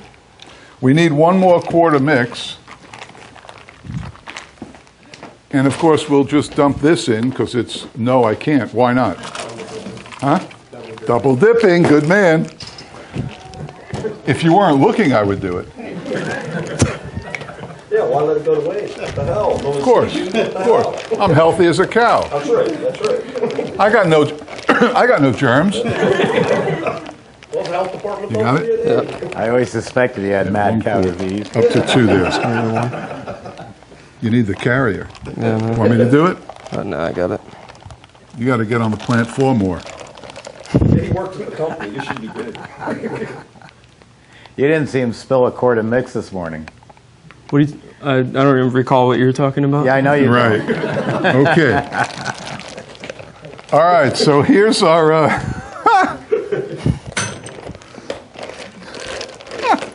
Okay, we're going to add this to the machine. Did you any questions on how to create what you're making? Ooh, I want to tell you, tough crowd.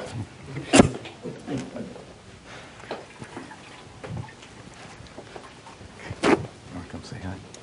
This will also enable you to see what...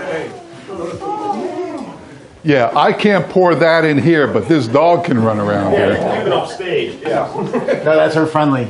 He's clean. That's for friendly? Yeah. Okay. I taught her that. Yeah. Yeah, right. Hi, sweetie. Wait for me. She's 2. And now she's Okay, a sweetie. thoroughly trained police dog. Yes, she is. Yeah. Okay, here we go. Go, go, go, go.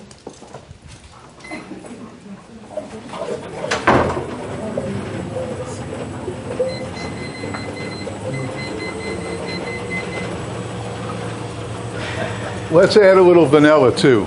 Only because I don't pay for the good stuff here. We have 2 quarts, right, of mix, so we'll add how much? 2 ounces of vanilla. The rest goes in my car.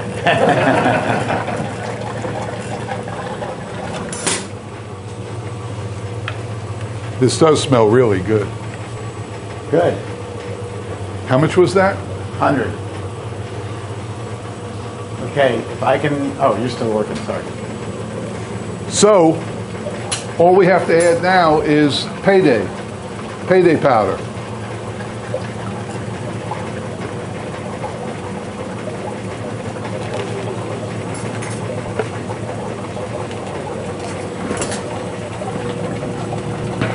You can take it away. We'll put it over there. On top of the freezer.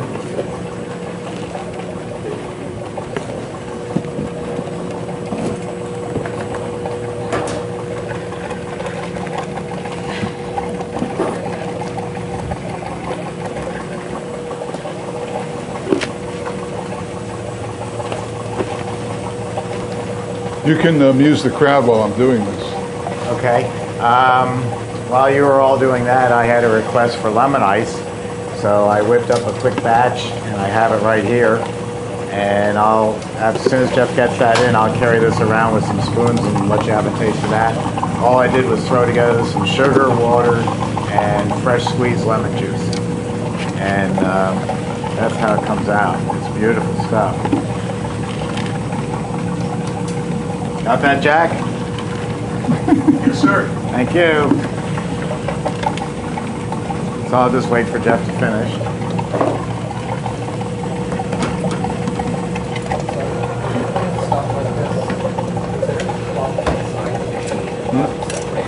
No, it won't clump inside the machine.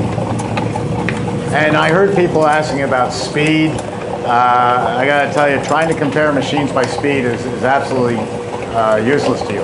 I know I publish the speeds of my machines for different products, but they have no correlation to any other machine on the market whatsoever, because every machine has a different size cylinder, size, speed of drive, so it doesn't relate at all. So if you go saying, well, do you have a machine like Emery Thompson that runs at 234 RPM, they're going to look at you like a deer in the headlights, but also it doesn't mean anything. Every other machine on the market is designed for gelato. They run at 50% overrun. With the Infinite Overrun, we run from 35 up to and including 100%. Okay. In the previous video, I saw that you used Mexican vanilla.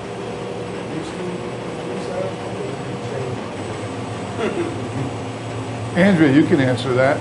The camera didn't hear the question. The question is, say it louder. So. In the previous video, I saw that Still not picking up. Okay. In the previous, I feel like Garrett Morris on Saturday Night Live. In the previous video, do I use Mexican vanilla? Well, the price of vanilla has gone through the roof because of so-called typhoons and cyclones in Madagascar. I don't buy into it. I think the people who make the vanilla. I think this is just me. It's not Steve talking. It's not anyone else. My opinion is that the ice cream industry is being scammed. The price fluctuations in vanilla, in my opinion, should not be. They have storehouses of this. It comes from the orchid plant. It's made in Mexico, it's made in Madagascar, and it's made in Tahiti. Madagascar, by far, the largest maker of vanilla in the world. And I just don't believe that we should be held hostage as an industry to the price fluctuations in vanilla to go up thousands of %. What you used to be able to buy for $18 is now well over $100.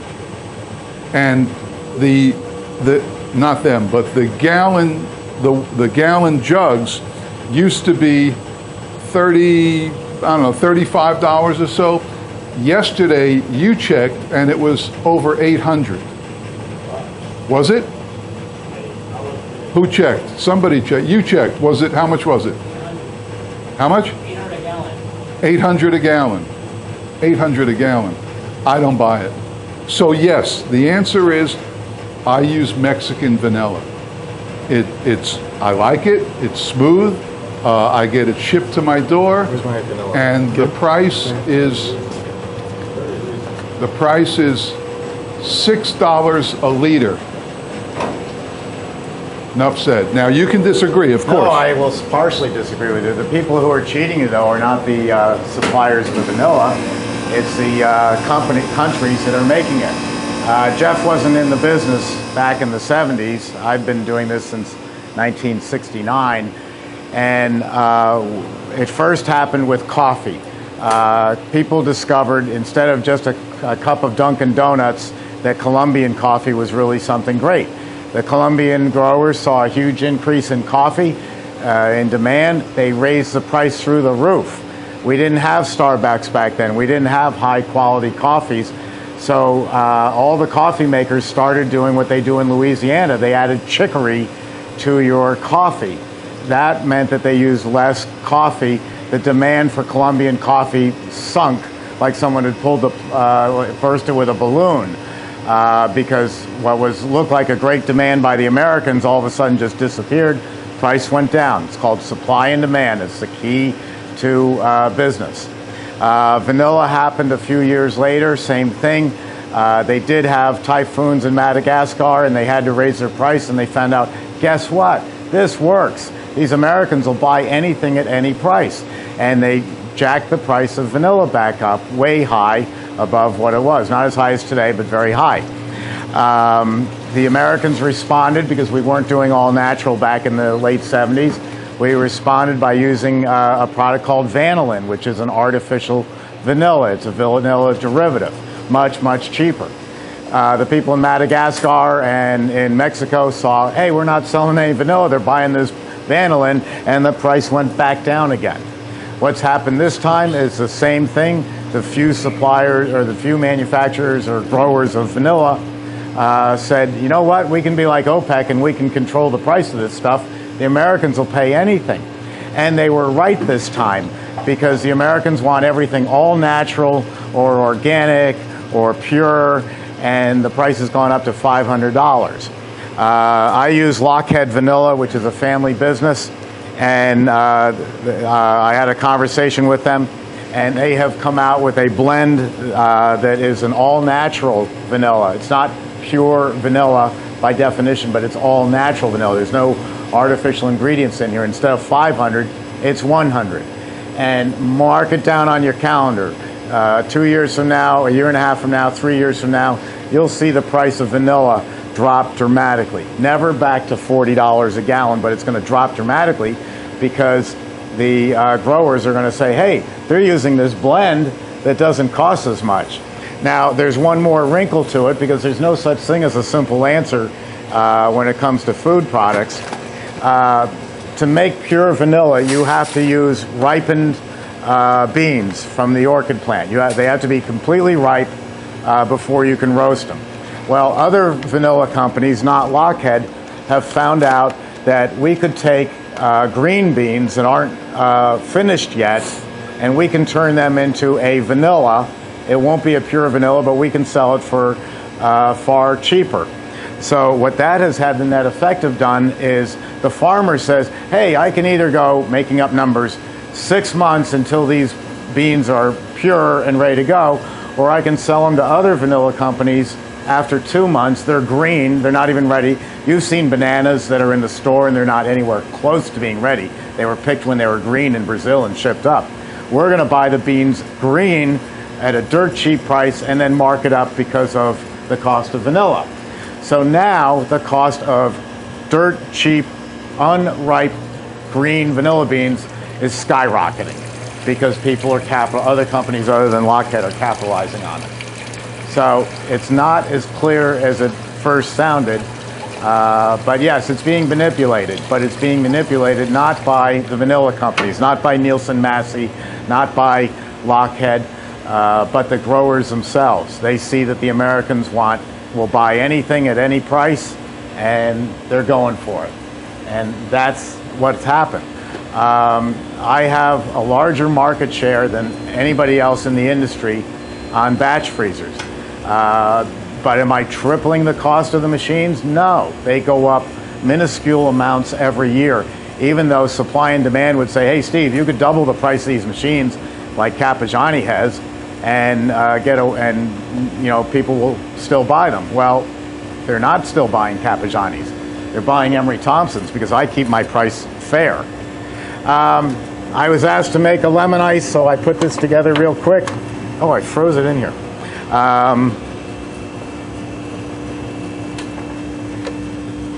I didn't know I could do that. There we go. So I'm going to walk around and give you all a taste of that. Who is the gentleman who asked me to make, I'm going to start in the back because I don't want to run out. So grab a spoon, and this is just a lemon ice that we threw together. Here you go, just take a taste. We threw this together in the kitchen, about 20 minutes ago. We just got some sugar and water, and I had some fresh squeezed lemon juice. Isn't that good? That's what you call all natural. Here you go. Sugar, water, and fresh squeezed lemon juice. You can't use artificial lemon juice. Not the stuff in the supermarket. Those bottles that say real reconstituted, it's disgusting. Either you use an extract and say, I'm going to make a good commercial grade ice, or you fresh squeeze lemons. Where do you get your fresh squeezed lemons from? I went to the supermarket and bought them Squeezing yourself? last night. I have a little tiny $30 juicer, or squeezer. Yeah, maybe it's $20. And it didn't take me long. It was 2 bags of lemons. Oh, that is cold. Yeah. But if we're doing big batches, though, do you suggest still doing that? If you're buying big batches, you can go to a bakery supply house. The bakers buy their flour and their sugar from a wholesale market, and you can buy 5-gallon pails of fresh squeezed lemon juice with the pulp, and it's delivered. I remember the video of you having it. And it's delivered refrigerated. How about here?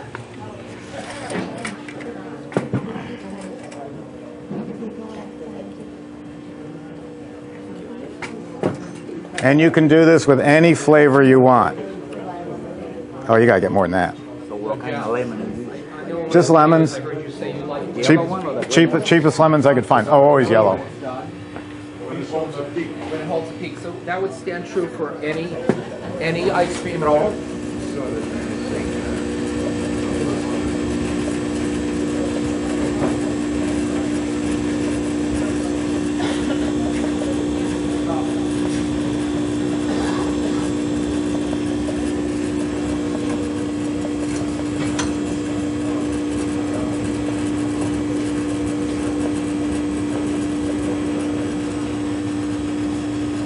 I'll get more than that.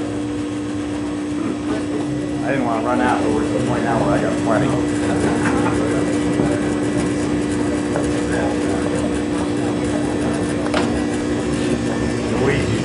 Luigi's my customer. He never made it this good.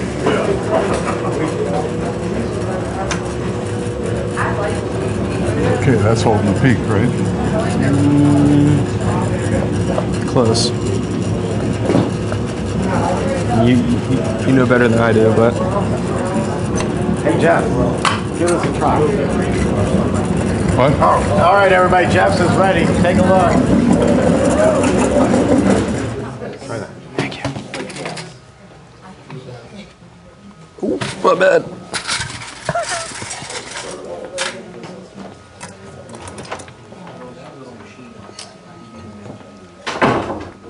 Hey, Sammy. Did you have a good time today? Really good.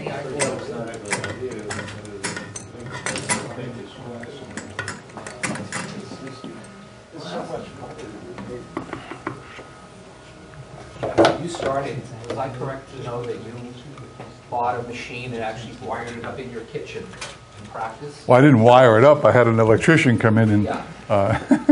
I don't do that. All right, you want to try this? It's Payday Ice Cream.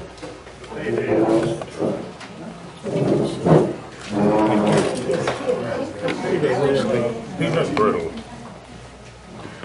No, Payday is not like peanut brittle. It looked like it. There you go. You can go ahead and grab Bowls. that Oh. one that's up there. I freaked out. You're welcome. You're welcome.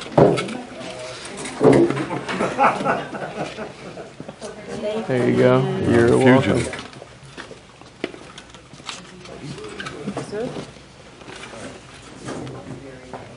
If you cut out the bottom and you like make you color this kind of warm, you just stick a tap space through it and make a line there. I did that with Nico. Just a little itty bitty bit. That's good. Thank you. You'll be sorry. You're welcome.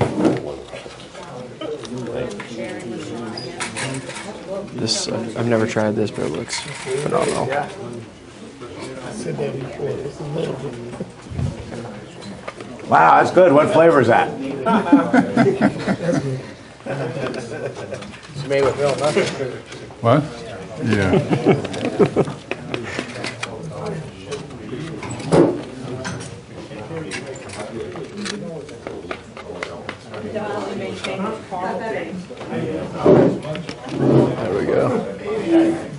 Thank you. Bakery supplier, supplying flour. Yes. Yeah, that's where bakeries buy their stuff. Yeah, it's really good. No, because it's going to be local.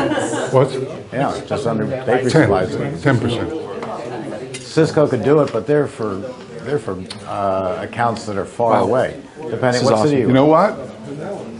Oh, Too much okay, vanilla. well, you'll get it out of what's the biggest one to you? Tallahassee. On the back end. Yeah, yeah. Oh, okay. Well, all the pastry shops in Ocala and Gainesville are So buying. strong. They're getting their supplies from somewhere. They're not going to Publix and buying bags of flour. Very So wherever they're buying it from, they can get you a 5-pound pail. Yeah. Can I take a picture of the screen? I don't want to touch it. Be my guest. You want a selfie with me in the screen? I didn't want to, Frisco. Might break your lens. That's only half of them. Payday Ice Cream. And then this is the other half. Oh. Nobody else has that. That's my invention. Oh, there it is. That's what we were looking for. The frozen lemonade. We were like, is there a button for frozen lemonade? Oh, okay. Frozen lemonade is 7 pounds of sugar, 14 quarts of water, 2 quarts of fresh lemon juice, the zest of about 6 lemons, and then freeze it about 2 minutes shorter, or 16 minutes, instead of the 18 that you do for Italian ice. And I just sold 2 new machines to Universal Studios yesterday. I put machines into Universal Studios in I think it was 1991, to make frozen lemonade. They've been running them for 24 hours, 7 days a week since 1991. So that, and the consistency's enough to drink through a straw? Sure. No, you shouldn't be drinking frozen lemonade through a straw. You should be eating it with a spoon. If you're drinking it through a straw, I mean, it's only temperature. Straw is going to be like 18, 19 degrees, or 20 degrees. Eating it with a spoon, which is a lot more fun, is going to be around 18 degrees. If it was Italian ice, 15 degrees. It's that simple. But the fun thing about Universal Studios is part of the deal was I would give them my formula on how to make this. And I was in New York, they're in Florida. Who doesn't want to go to Florida? So after I set this all up, $1 million operation, I go back to visit, and I taste the product. I go, what's going on here? I shouldn't, if anybody at Universal is listening, don't listen. So I said, who changed my formula? And the chef goes, it was the suits. Well, why did they add citric acid to my lemon ice? I think they've since changed it. He said, well, come on out into the park and I'll show you. So we go out into the park, husband, wife, 2 kids. They buy frozen lemonade. They're eating it. Citric acid makes your throat thirsty. It's a way of making things tart. Also makes you thirsty. This is how smart amusement parks are. So they're eating the product that they just bought, and they're walking, and we're a safe distance behind. Where they're eating and they're walking, and we're a safe distance. It takes about 15 minutes to eat this cup, and by the time you've finished, you're dying of thirst. Well, guess where we are? Budweiser, Pepsi, right like that. So the kids get a Pepsi, Dad gets a Bud, and so they sold you a frozen lemonade. Hey, let's go off to the to the park where you can get the butter beer. So it's very clever how they have everything in a park laid out. Am I? I'm standing here. Oh, okay. Universal Studio, no, not Universal, SeaWorld. They announced today in the paper that they lost 337,000 additional participants in this past year. In other words, the people visiting are going downhill. Give me one day running SeaWorld and I'll turn it around, because when I used to go to SeaWorld, you'd pay $60 to get in, and that's a lot for the day, especially if a husband, wife, and a couple of kids. $60 for the day, but then once you got in, the kids could run up to the tank where the dolphins were and pet them, or you could go down to this grotto and see the seals, and the seals would come up. And the last time I went there, you paid $60, and then you had to pay extra to buy food to feed the dolphins. You had to pay food to feed the seals. And all I would do is just turn that place around to it. $65, $60, whatever you think you need for the day, and it's back to what it was. Augie Bush, Anheuser-Busch, designed that to be a zoological park where you would, he treats animals that are in trouble. At the same time, everybody gets to see them. And so they're wondering, why they've gone downhill. They also got rid of their frozen lemonade. They used to use Emery Thompson machines to do frozen lemonade. I'd certainly put that back in. We're going to make lemon ice cream. I have never made lemon ice cream, but my head person at our IT department in Magnolia, Texas, Ken, wants to see lemon ice cream. He can't be here today. He'll be here in October. And so I did some research. I asked Ice Cream Folks, which is a blog for recipes, and everybody sent in a lot of great recipes and stuff. And so I took the gist of what they were saying, and I wanted to make it fresh. So we'll see if it works. It could be too sweet. It could be not enough lemon. But here's the formula, and then we'll adjust this formula. I'm using you as my test animals. And we'll see how it goes and what we need to do for the next time. So that's empty. I'm going to need Ice Cream Folks, it's called. 3 quarts. I need 3 quarts of mix, please. Jeff, this is great having an assistant.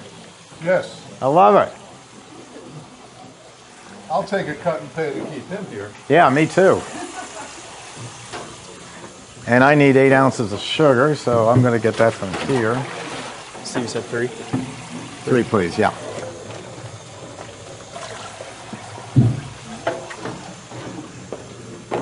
On your way? Sorry.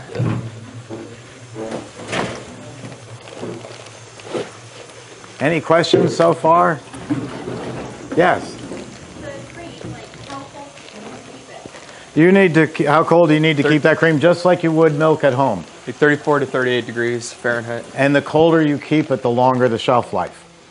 Just like milk. If you've got milk at 38 degrees, you're going to keep it at home for maybe 4 days. If you have it down at 34, you're going to keep it for over a week. Well over a week. So I'm looking for sugar. I'll zero this out. I got it. Okay, everyone, this is my wife, Paula. And Paula is our office manager. So when a machine is being shipped to you, you talk to Paula and... Oh, the ball? How did you find it down there?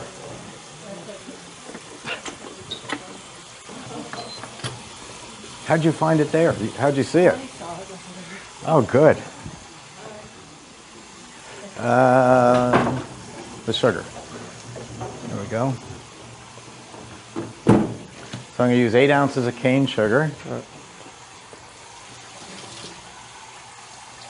So I don't need to tear it. I just need the cup. Yeah. All right, let's see. Dry it out? Yeah, please. Otherwise it's going to stick. Yep.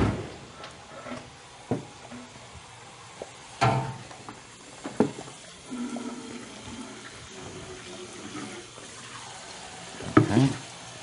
Said 8. 8 ounces there, yeah. And we can stir it all in here.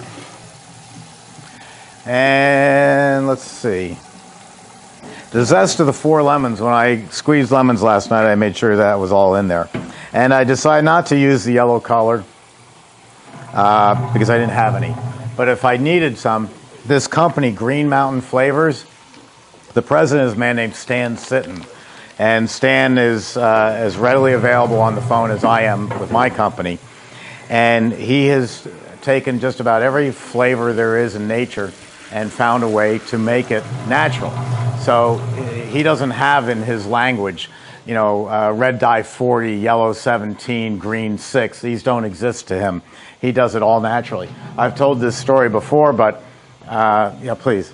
Stan once sent me a bottle of concentrated beet juice. Here it is. I'll send it around for you to see. Beet juice. And I said, what's this for? He said, it's for your Italian ice. I said, come on, Stan. I'm from the South Bronx. Do you think I'm going to sell beet Italian ice? He goes, no, Steve, but if you're making a strawberry or a cherry Italian ice and you want it to be super red so that it'll attract kids, you don't want to use red dye 40. Beets are the most concentrated, the brightest color in nature. So he takes out the taste and everything else and is left with a concentrate of red color made from beets. How great is that? So that's the kind of stuff Stan does. What is something like that run? Oh, I have no idea, but I'm sure that bottle will last you 10 years. So it doesn't really matter what it costs. Hmm? Do you have any more of that lemonade? Made that lemon ice?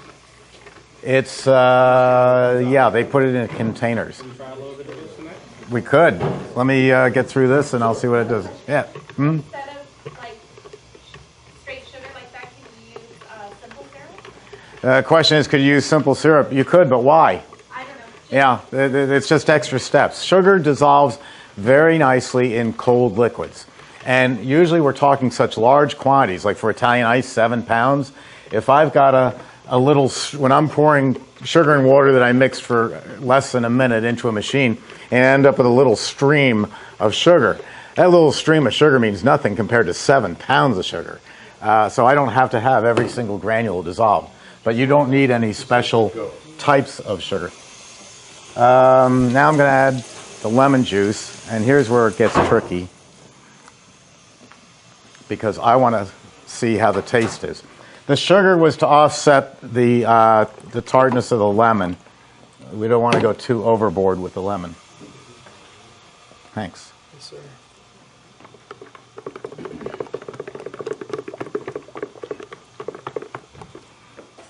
Isn't that lemon going to turn that? Excuse me? Isn't that lemon going to spoil that cream percentage that's in there? Absolutely not, because it's only going to be in this state for the next 8 minutes. Oh, okay. That's nice. Needs more. And that's all I got, so I don't even have to taste it because I don't have any more.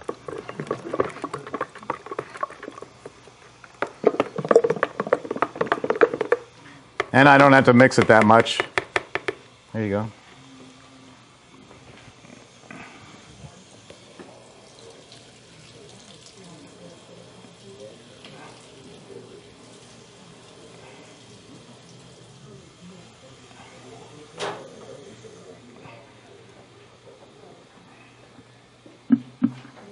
See, we're going to start the freezing immediately.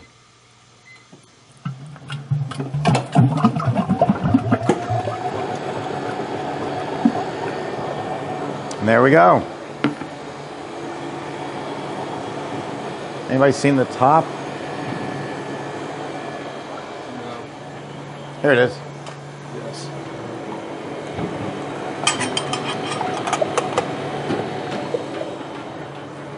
And that's all there is to that.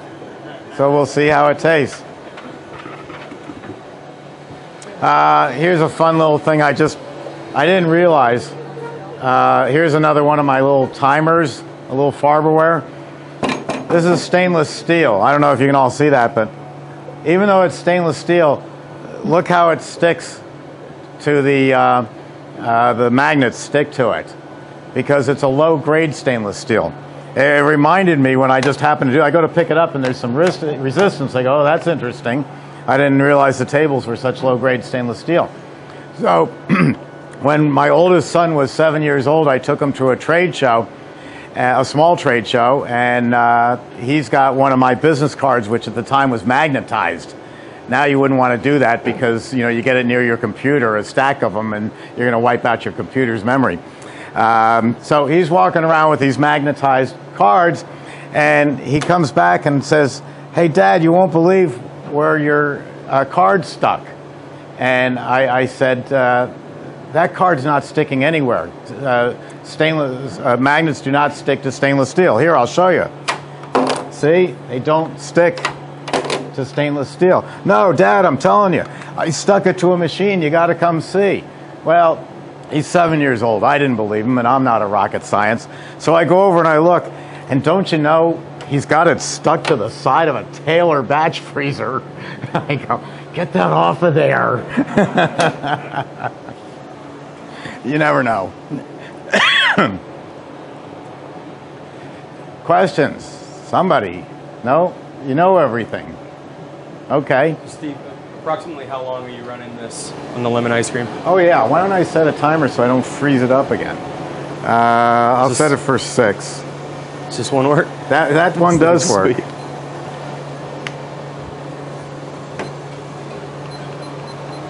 I'm going to set for 5.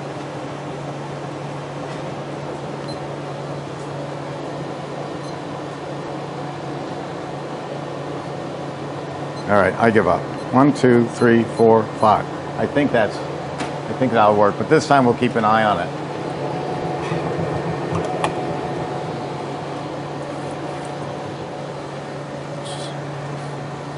We build these 3 machines, this one, and this one. There's no variations on them except that we build it for American voltage and European voltage. So we run, as you'll see out in the factory floor, walk around assembly lines of these being built constantly. The bigger machines, the 12, the 24, and the world's largest production machine, the 44, are all, there's about 42 variations on them because unlike any other company in the world, we look at where you're going to put the machine. You're going to put it into, I don't know, Sao Paulo, Brazil, or you're going to put it into Taipei. We will look at the voltage for that country and that city and build the machine to that specification. So these are usually ready, the smaller ones are usually ready in about a week. Right now we're at 2 weeks on this one, but about a week to 2 weeks time.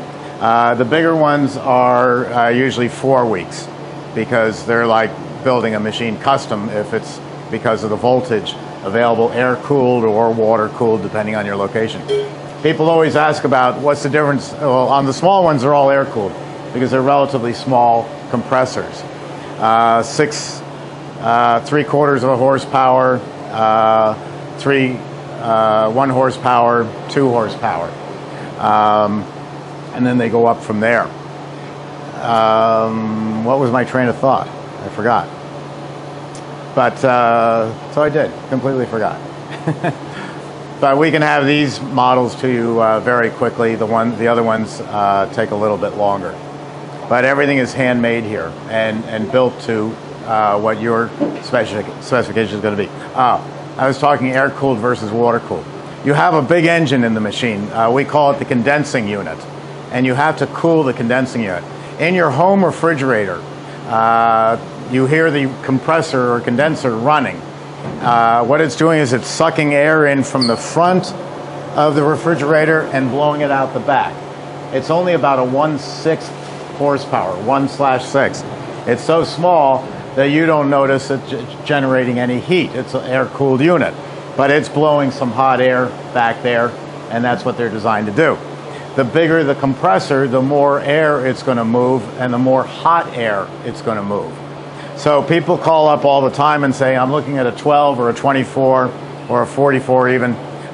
Should I buy it air-cooled or water-cooled?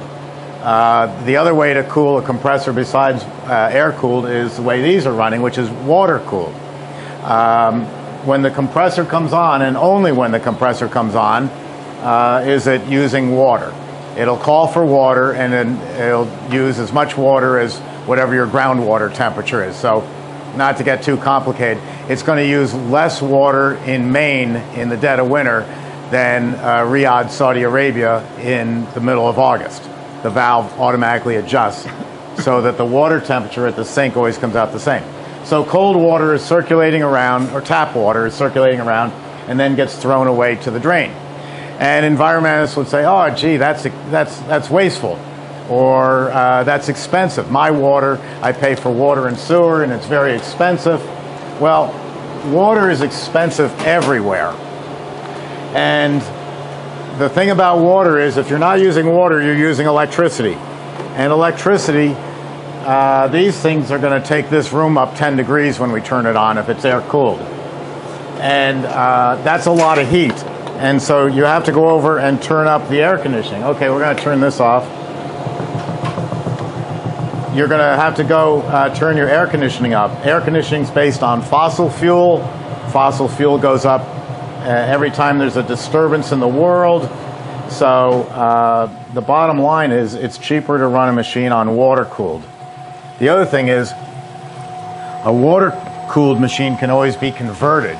If you had 3 or 4 of these running, you can buy what looks like a small central air conditioning unit that's outside your house, outside your building, and it recirculates glycol, antifreeze, through the machine. So you're off the water loop, you're just chilling antifreeze back and forth. They're about $6,000, so they don't pay until you get to 2 or 3 machines.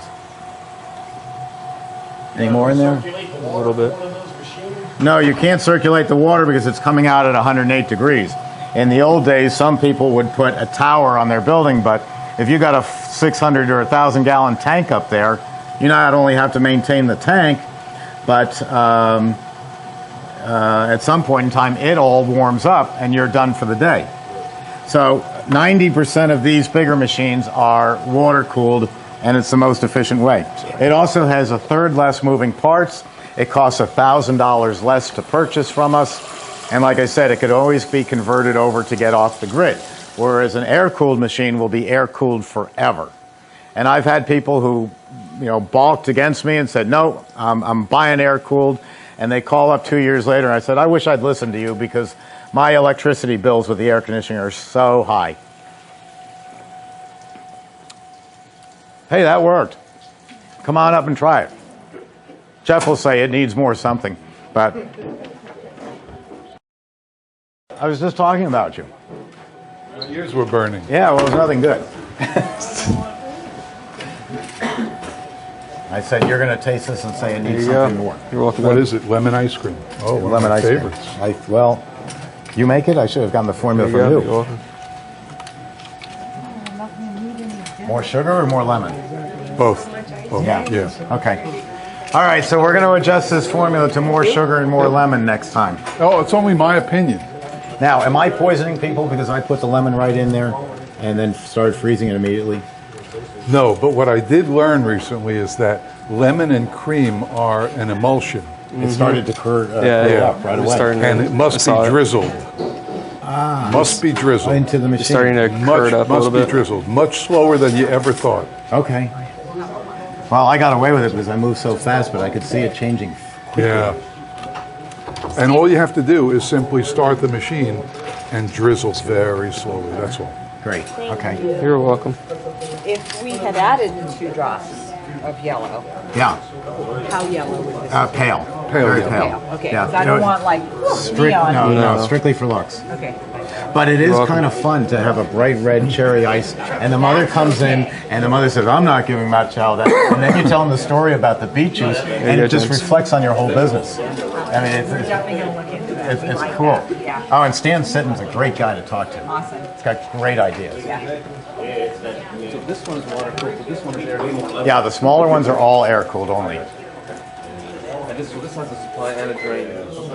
Yes, we have a garden hose coming in the back, and then it's coming out to the sink. It pumps the water away from the machine, so I don't have to have a floor drain.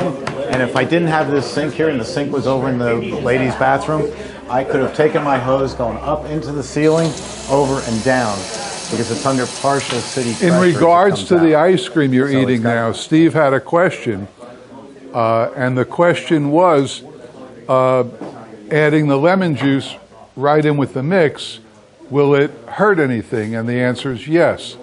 Anytime you add lemon juice to any kind of cream, it creates what they call an emulsion, and you must drizzle the lemon juice very slowly into the mixing cream, very slowly. I make my own mayonnaise at home, and 1 cup, or actually, I'm sorry, 8 ounces of lemon juice has to go about 4 minutes drizzling. It's almost the thinnest one you can pour. Otherwise, you get what in the industry they call scrambled eggs, and it's no good. So anytime you're using any kind of citrus juice, got to drizzle it. Drizzle it. That would work the same with pineapple. Yeah, any kind of citrus juice. A lemon is the strongest, so lemon is the most scrambled eggy. Refreshing, right? A little bit. Not as much as the lemon ice, but Does everybody agree with? Oh, it's not strong enough for me. It need a little more needs to lemon have and a little much more more sugar? lemon and Yeah. more sugar. That's Good. So we'll adjust the formula. How much did you put in? 8 ounces of sugar and 12 ounces of lemon juice. So how many quarts of mix? 3. 3. I would start immediately by doubling. Okay. And because you want it to be Sacco. Yeah. Okay. Because I'm going to make this again because Ken wants it. You know what you can do the next time? You can buy a bag of those, a flat of those lemon cookies, like lemon Oreos at the supermarket. Yeah. Throw those in, and it'll give it a little texture. We make that ice cream. Ooh, nice. Lemon cookies. Yeah. Called Lemon Cookie Crunch. Oh, I know them. I love them. Back when I ate cookies. Yeah, back in the days when we could eat whatever we want. What time is it? It's 5:01, so we got More time for me to make an ice cream? Absolutely. Okay. You ought to tell Crystal this is ready, unless you... Here, I got it. Thanks. You'll take it to the front office, Crystal. So should we make more? Have you had enough ice cream yet? No, more. Never more. enough. No more lemon, though. Years ago, right here, Steve introduced me to a product that has... We'll wait, Ed. Years ago, Steve introduced... It's my teacher in me. Steve introduced me to a product that was so unbelievable, great tasting, but didn't quite know what to do with it. He made an ice cream out of it, and of course, my immediate thing is it needs more flavor. I always want it to be more flavorful. But the product was new in the country then. Now you can find it everywhere. The product is, its original name is Speculoos. Speculoos. It's Danish, I believe Danish, right? Yeah, and I had to import it through It's Trader Danish. Joe. Yeah, you used to have to buy it at Trader Joe's and Fresh Market. It's Speculoos. Well, today you can buy it pretty much everywhere. I got this at Walmart yesterday. Wow. Yeah, isn't that something? That's great. In England, they eat these biscuits. Huh? Yeah, yeah. And they're called Biscoffs. Yeah. The English biscuits. So sue me, huh? But they make, it looks and works just like peanut butter. See it? With the oil on top, the whole deal. But it smells just like those damn biscuits. And they're really good. The biscuits, in fact, smell and taste pretty much like our graham crackers. They taste and smell like our graham crackers. And if nobody knows that it's not graham cracker, it's graham cracker. So I think I've never made this before. It's called, it's by the Lotus, but they have different brands of it. It's cookie butter. Universally known as cookie butter. Began life as Speculoos, which is, if you put Speculoos on your menu board, you're going to toss it in about 2 weeks. So I've never made this, but I thought we'd give it a shot, and I thought of a name for it. I thought we'd call it Fudge Grahams. Fudge Grahams. And I, in fact, brought some fudge to swirl it with. So, con su permisión, we'll make Fudge Grahams. Give it a shot? All right. I didn't know how much to use, so I brought 7 jars. They're small jars. And because I like everything with a lot of punch to it, we'll start with 7. We'll start with 7 jars. Do you happen to have a smaller spatula than the ones we use? I have to see if this is of quality. Taste I haven't had test it. speculoos in a year. There it is. Oh man, that is so good. Do you have? Every place is peanut butter. No, let me look. All right. Well, in my store, of course, I have different size spatulas because I'm prepared. Here, we'll just, this is going to break. This is definitely going to break. Boy, look at that. This will take the rest of the day. Here's my military spec spoon. That won't fit. Okay. What does that mean? Huh? What It does means that the mean? plastic fell off and it ended up looking like something you'd buy from the government. Okay. So we'll do this. You know what we've never done, Steve? What's that? We've never asked the audience for assistance. Yeah, you got me to muck things up. Why would you want to use them? Well, I thought somebody might want to. Yeah, you got his number. This is going to take, let's talk amongst ourselves. This is going to take forever. But it's okay, because this is the fun of owning your business and doing it yourself. This is the part where you get to see the CEO empty the trash. I can't afford to let any of the men on the floor do it. They're paid too much. So there was a rabbi, a priest, and a... Yeah, seriously. There we go. Anybody have the answer to this toil? Come on. Come on. Heat the jars up and pour them out. Now what I do at the store, because we don't have a microwave, Andrea, stand up, tell them what we do at the store because we don't have a microwave. Take it outside and you put it in the sun for about 30 minutes. That's it. You take it outside, put it in the sun for 30 minutes, come in, pour them right out. You can't do that in Maine. Not going to work. But that's okay, because after we do this, you're going to see a great thing happen. See what's happening there? It's thick as tire sludge. What's tire sludge? That just came to me. I don't know. Tire? There's no such thing as tire sludge. Any questions? Come on.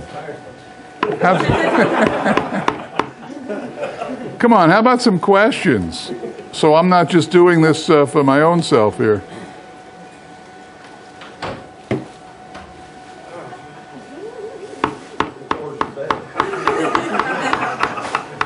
You're watching me die here, aren't you? Oh, yeah.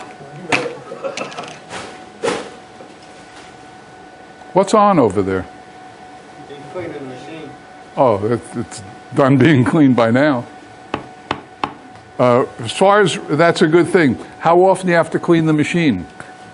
There's two cleans. One clean is rinsing, and that you would do between certain flavors. If you plan your production correctly, then maybe you're going to make 5 flavors and you only have to rinse once. If you don't plan it correctly, then you will rinse every time after each flavor, which is no big deal. All it means is that after you've drawn your ice cream out, see, I found something to do while I'm doing. Once you've drawn your ice cream out, you simply take a, watch this. Right, Ed? Right, Ed? Yes. See, that's what you do.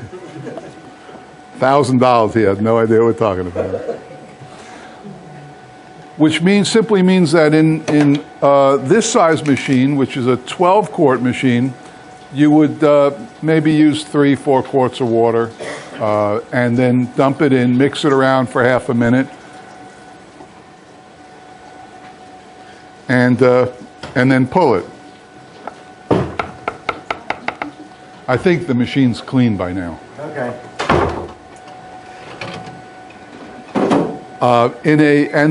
So that's the rinse, we call it. Other than the rinse, there's the thorough clean, which is done at the end of every day. Except yesterday when we ran out of time and we couldn't do it. But the thorough clean means that you're going to run what I do. I run 2 clear waters through it, the second one containing my sterilization, which in my world is Clorox. About a cup of Clorox to the whole machine, and I let it go for a couple of minutes and I'm good. And then you would open the door, take the gasket out, run that in the same bucket of Clorox, My arm's getting real tired here, Rob. Oh, you want to help?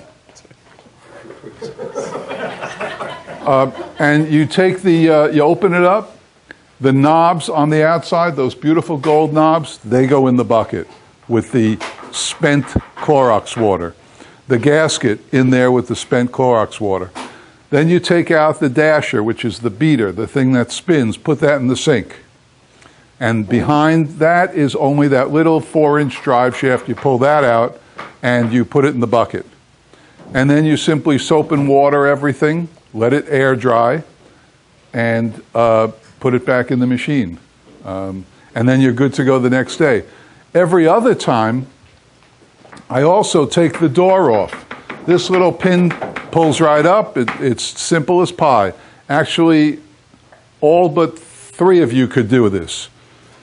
You push the pin up, pull it out, take the door off, put the door in the sink. Huh? Who's the third? Well, I looked over the crowd, and 3 of them ain't going to be able to do this. And that's it. Cleanup is a breeze, and it's. Look, I paid what you pay for the machine. I don't get any breaks. Everything is the same. I don't get no breaks around here. The machines are built like tanks. You're welcome. You can't hurt them. I know they're intimidating. Weren't they intimidating before the class on Monday? Yeah. And now, nothing, right? Easy. Even Andrea can handle it. So it's really, you work with it for a little bit, the machines are a piece of cake. It's nothing more than on, off, refrigerant, that's it. It's easy as can be. Okay, so we have it all done? All right. What? I didn't do this messy thing here. Okay, so now we need a bladder. We have a bladder here? I'm not giving you my bladder. Give you my kidney. Okay. I would say we can, a little less than a full batch. Oh, you got another one to do? Yes. Where'd that one come from? I don't know. It was hiding behind this. Where'd that splatter go? Huh? You got to spend more time on the plant floor. I did my time. So let's add some mix to a bucket and see what we get. We're also going to learn how to make a variegate. You ever see the ice creams that have those neat swirls of fudge or whatever going through them? Well, I'll show you how simple that is. That's silly simple to do. How often do you come up with new flavors? Every 5 minutes. Really, the problem is you can't act on it all the time. I mean, I've got, in my recipe box, I've got, how many recipes? 100 recipes total. And you know, you're always thinking of recipes. We thought of one during the class, and it was adult cherry cheesecake, which sounds really good. But I have 40 up there. So how many can you really do at once? So do you run the 40 for 2 months? Yeah, I rotate, except for about a dozen have to be all the time flavors. What we made yesterday, the slide, that's an all the time flavor. It has to be. Rum raisin has to be. Mint chocolate chip has to be. All right. Let's see what happens here. I don't know. We'll. You're all probably wondering what we're going to do with a paint mixer. Wonder no more. That's it. That's what Steve calls the hillbilly mixer. We have had people write in and say, "You guys are disgusting. That's a paint mixer." And I, you know, being the nice New Yorker, I said, "You're just jealous you didn't think of it." I use them for wine. There you go. Yeah, they're $3 at Home Depot, and you can't beat it. Heck of a lot stronger than anything else. Get on the it? market. You can't beat it. Yeah, sort of. Very good, very good.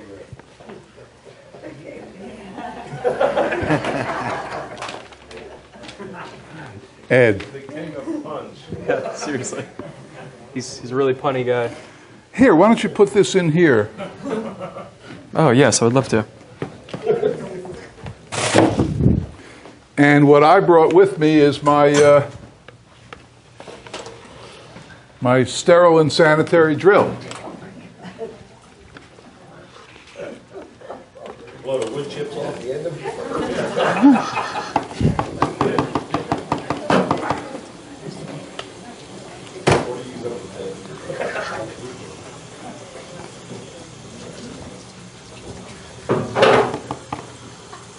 I used to use a KitchenAid.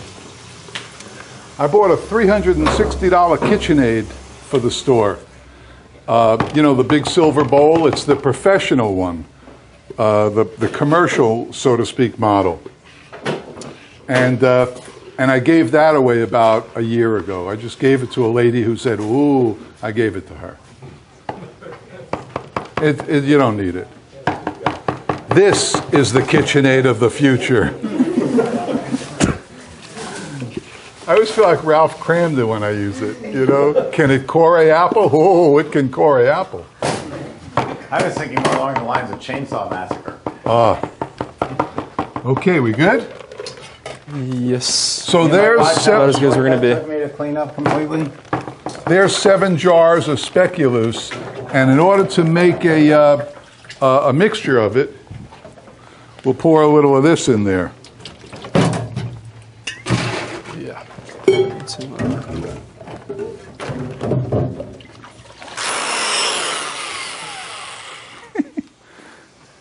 And can you see? You can see, all right. And then what we're going to do,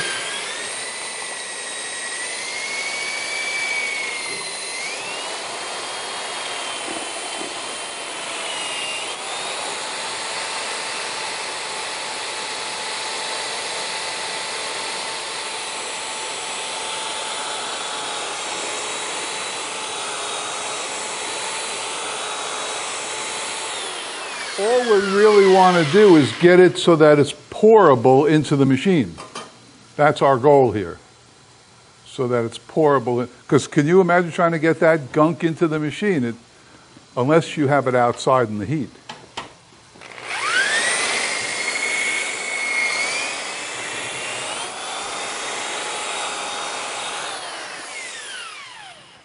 Let's add some more juice.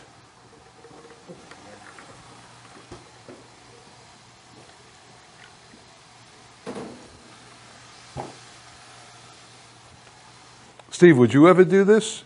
What's that? This? Would I ever use that? Yeah. I went looking for it at Sherwin-Williams, like you said, and they said that they never heard of you. Really? I said it's seen on TV by Jeff.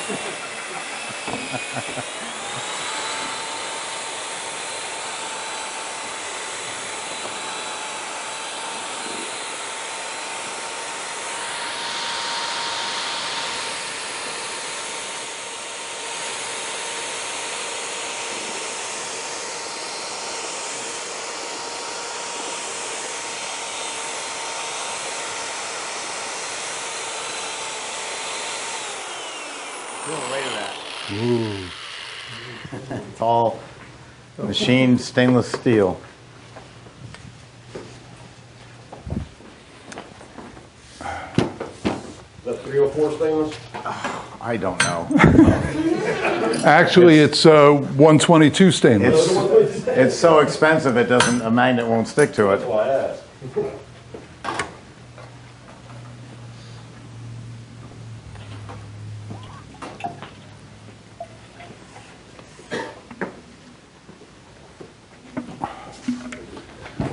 Oh.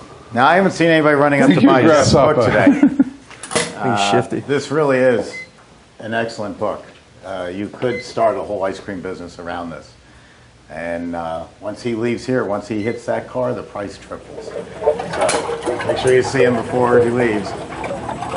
Oh, so now look what we got. You can't see it. It's pouring. Raise it up a little bit so that the camera can see.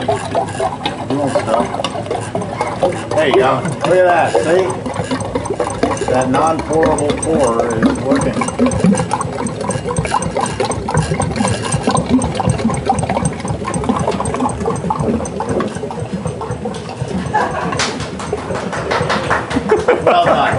well done. You are getting too comfortable with this. Bring out the roses for him.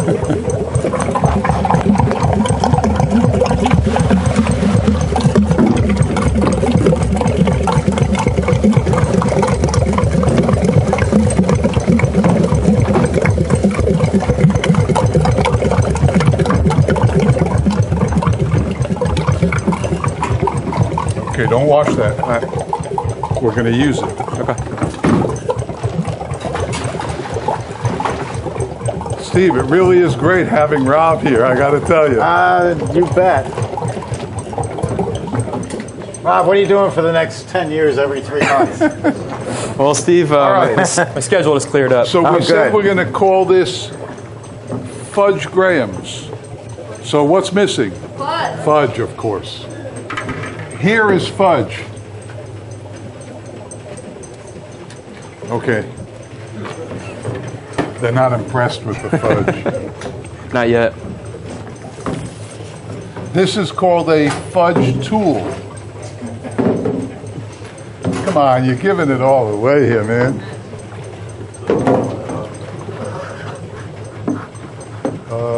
Let's put it in here.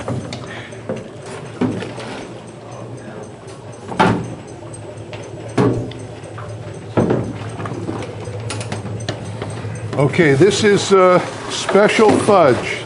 That ain't gonna work. Where's a scissor?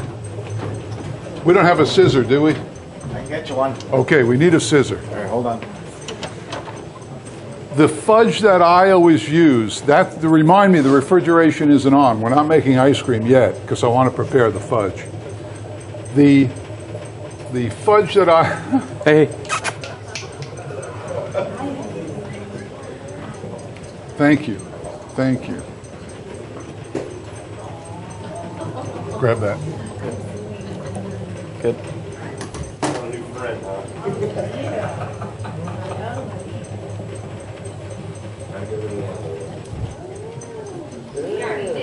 Where do you buy fudge like this? Uh-huh.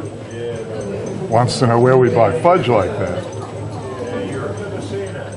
You're supposed to be head of security. Are you? You want to be around security? I don't know. I mean, I'm sure you can probably find it at Restaurant Depot or no? Well, I'm going to tell the story of this fudge in a minute.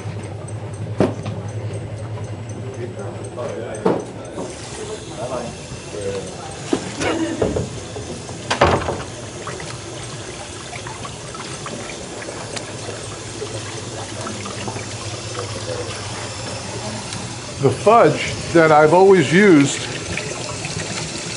is made by Hershey's, but it's not Hershey's fudge. It's Hershey's Special Dark Fudge. And I buy it in number 10 cans, those big commercial cans you see. Last Friday, they stopped making it. Man, did they get a letter from me. So they still make the special dark powder? I don't know, but I won't use the powder. But I mean, this fudge, you see it. This is it. This is good stuff. Special dark. So they changed. I spoke to the people at Hershey's, and they don't make it anymore in the number 10 cans. I have no idea why. They make it in these stupid bags. And this is the first time I'm using one, and I won't use it again. The bags are the same price as a number 10 can. I know. 2 bags in a box, $60. Wow. So I'm not happy. And now I'm investigating other fudge, other people's fudge. And what's probably going to be the end all to this is that I will probably have to buy people who make fudge at home. You find them on eBay. And I'm going to have to get one of them to make me something like this, because this is it. And I use a lot of fudge. You're a deli? What? You're a deli? A deli? Ghirardelli. Oh, no, not even close.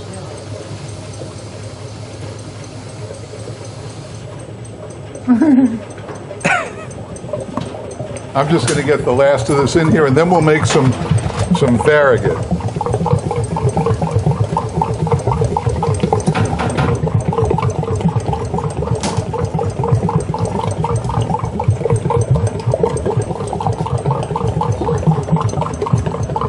won't be looking there. They'll all look there now.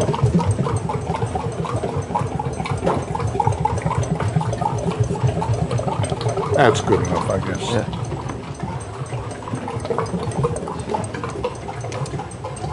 All right, now we're going to make a variegate. A variegate is a fancy word for stripes. You know, the stripes on vanilla fudge, you know, fudge ripple. Remind me, we still didn't turn that on. We'll get there, but we're not there yet.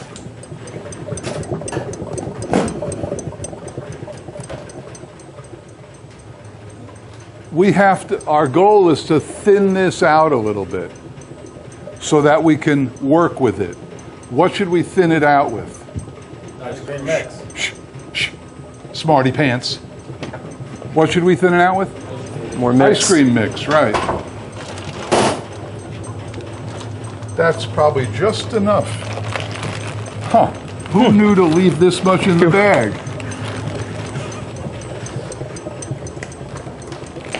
So we'll simply add some of this, just like when we thinned out the cookie butter. Uh-oh. This is a disaster waiting to happen. A whisk would do me fine.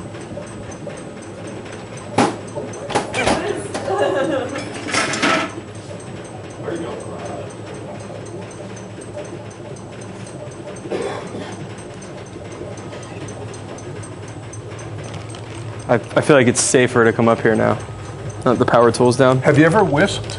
It looks pretty difficult. Do you want me to give it a shot? Give it a try. See what happens. I think that's great. You're even whisking better than I was. Thank you, Jeff. Thank you very much. I just tell the truth. So you can variegate anything. The most popular, I guess, would be vanilla fudge, right? You've gone to the store or an ice cream store and you see the tub and it's vanilla ice cream with beautiful fudge swirls through it. Somebody in class talked about a vanilla fudge without a lot of swirls. Must have been Amy. But what you want to see is those nice thick swirls. I make an ice cream called peanut butter and jelly. Peanut butter ice cream, and the variegate is jelly. Thick jelly running through it. Pretty good, huh? Yeah, man. So today we're going to make fudge grahams, which is essentially graham cracker ice cream with fudge running through it. Now you can add, oh, look how good he's doing. Really, that's perfect, actually. All right.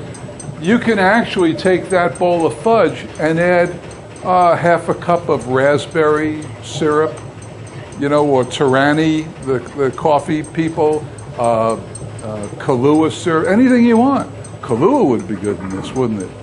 But anything you want, you can add to that, and you'll have that swirl running through the ice cream. The trick is to get it from that bowl throughout the ice cream, which you'll learn. So now we're ready to put the refrigerant on, right?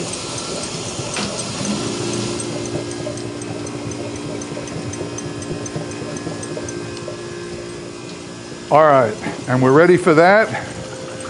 We're ready for, we need some empties. Where's my 1 gallon? Here's a gallon empty. They can see this. Come on, Rob.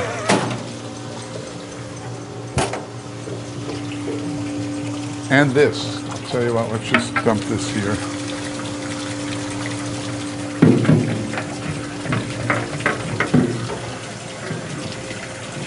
Rob, did he tell you would be here all day?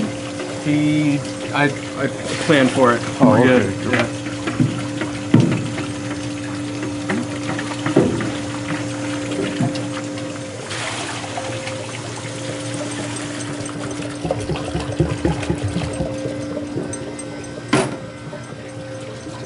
Okay, we're going to do a variegate.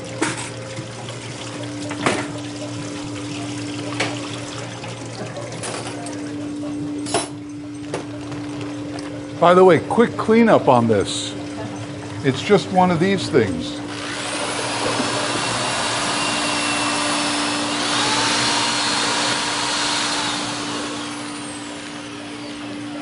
Pretty good.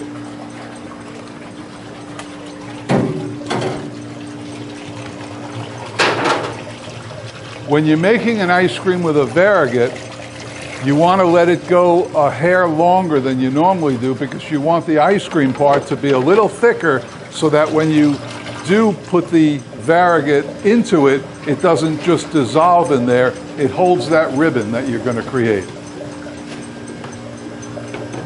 And boy, will we create a ribbon.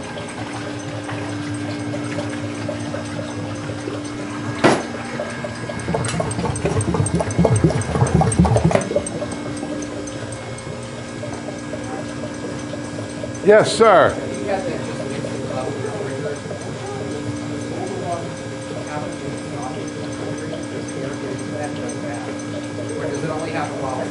Good question. The overrun, which is the amount more than you put into the machine, does it only happen when the refrigeration is on? Au contraire. The reality is when your ice cream is ready, if you shut the refrigerant, let the machine keep going, that's when you'll build up your air content and make a fluffier ice cream and increase the overrun.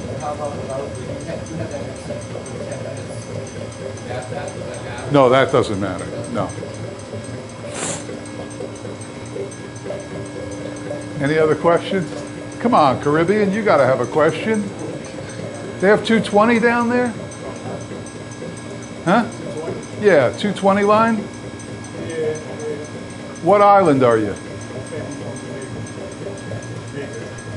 Jamaica. I've been there. I've been there. They all walk. I can't say it on TV. Good job. This is perfect. Thank you. First time? Yes. Wow. On camera, yes. Wow. Look at that. By the way, you saw the fudge we started with, right? How thick it was? Look at that. Perfect. That's what you want. Whether it's fudge, jelly, anything. Anything you can think of, you can make. Don't start that. If you take sugar, pour a pound of sugar in a bowl, add a quart of Torani strawberry coffee syrup, whatever. Do the same thing. Now you can put that into any ice cream. So a variegate can make your ice cream place different from everyone else's. And sometimes when people try it, whoa, you got to go to Fred's ice cream place. He's got this stuff in the ice cream that's unbelievable. You can do this with marshmallow fluff too and make a killer Rocky Road. Almost. A Rocky Road would be great with marshmallow fluff swirled through it instead of just little pieces of marshmallows in there, right? I'm trying to work on a recipe for s'mores. Somebody suggested s'mores the other day, and I'm trying to work on that. It might have something to do with this ice cream because it's graham cracker, marshmallow, and chocolate, right? So s'mores ice cream, you don't often see s'mores ice cream, right? Has anyone ever seen s'mores ice cream? No. But you will. They do? I'll try it tomorrow.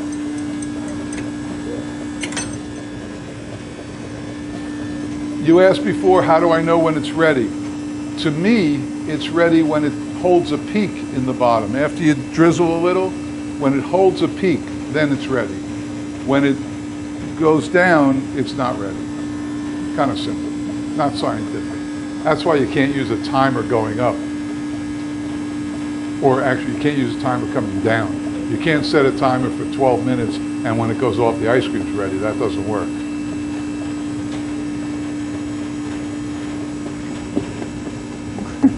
You all glad you came today? Free lunch.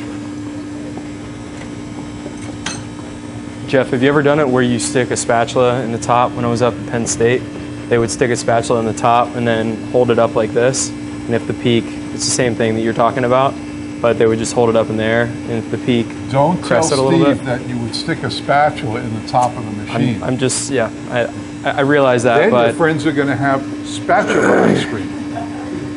Ooh, what's that? Spatula. It did happen to me once. Yes, sir.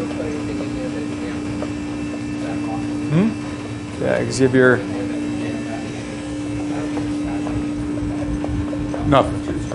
Nothing. I always tell Steve that I think he should take a machine, honest, I'm not kidding, and pour nuts and bolts in it and turn it on.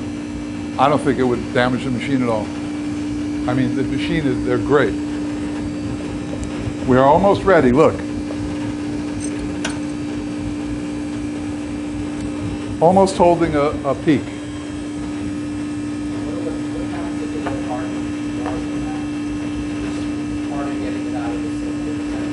Sure, peanut butter, chocolate fudge, this stuff, all hard getting it out.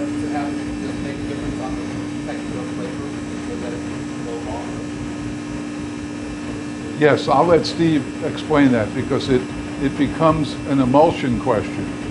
The butter fat is affected the longer it goes, hence the creaminess of the ice cream.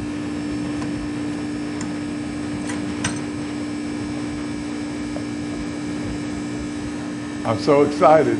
I mean, it's almost there.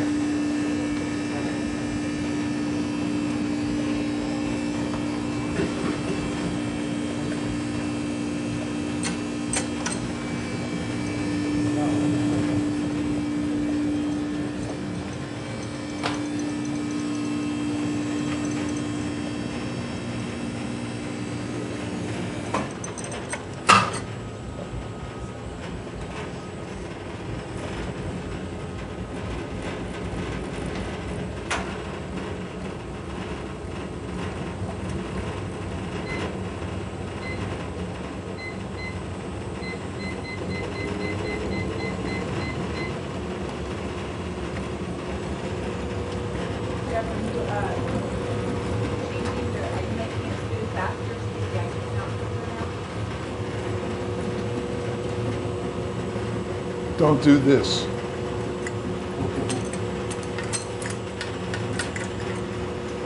And really don't do this.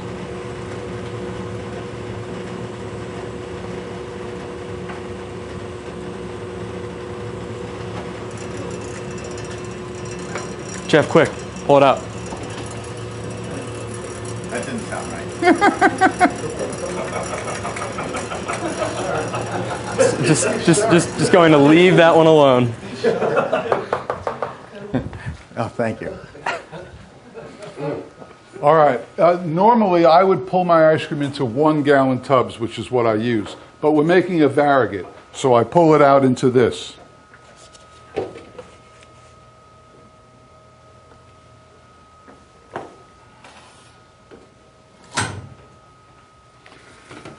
So here we have a tub of cookie butter ice cream, and what we want to do is get this fudge swirled through here. So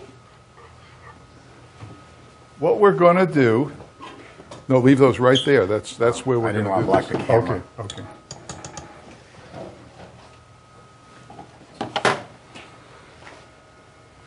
We're going to pour some of this just on the top.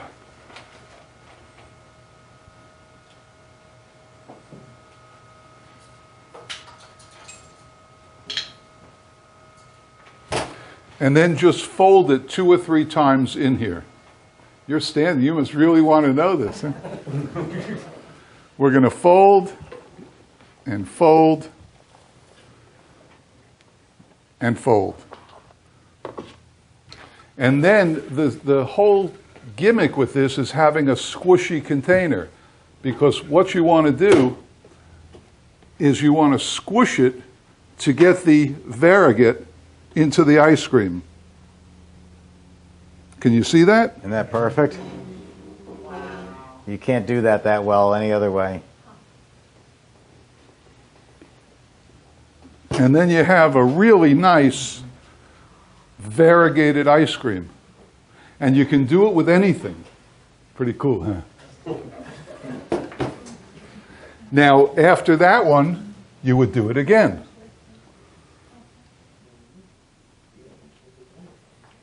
Couple of folds.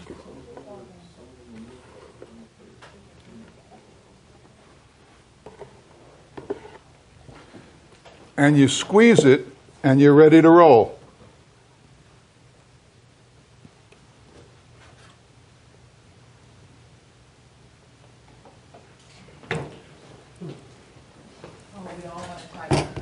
It's genius. Don't dump that yet. And now the only thing left to do is what? Eat it. Let's do it. Let's eat it.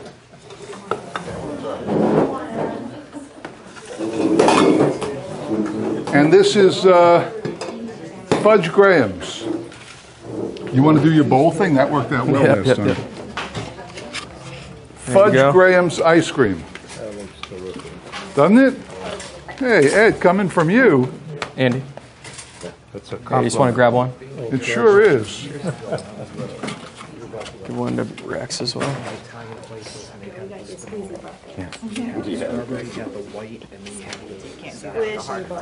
You always go the wrong way. Would they do that in the Caribbean or what? Lemon ice. Or is it cream ice? Must be on the other side of the equator or something. There you go, you're welcome. Now, of course, when that hardens, Jeff, you put it in the You're welcome, freezer. Kim. Now when you... There you go, you're welcome. It'll be perfect. Because it's soft, of course it's dissolving now, but pouring it was the visual on this to see how it's done. I think it was a high sugar cream ice. It's so pretty in that container, too. It's pretty. It is pretty. It's good, nice to look at. Please. Ooh. Oh, jeez. Going both ways. Man, that's good. That's really holy cow. What's that? What do you call it, this flavor? What's the name? Fudge Graham's. I never made it before. No bowl? It's real good, man.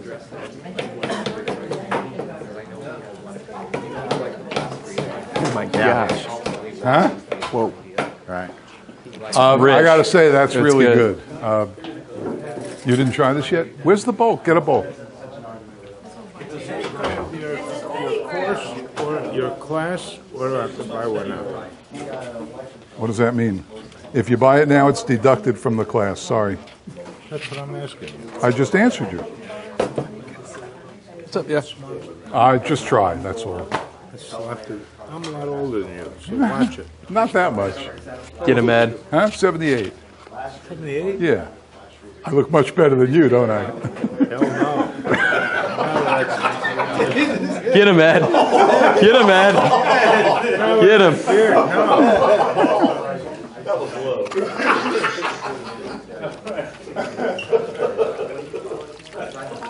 Wow.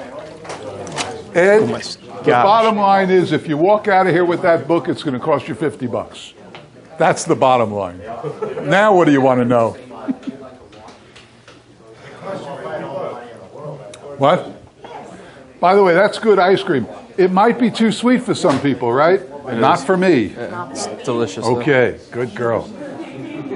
Now that was a wing and a prayer. I didn't know how much cookie butter to add to 5 quarts of mix, but it worked out fine. So now I'm going to write down 7 jars, 5 quarts, which means 14 jars in my machine. Well worth it. That's a killer ice cream in my world. And when I freeze it, like they said, and it looks like this in every scoop that you get, that's going to be well worth it.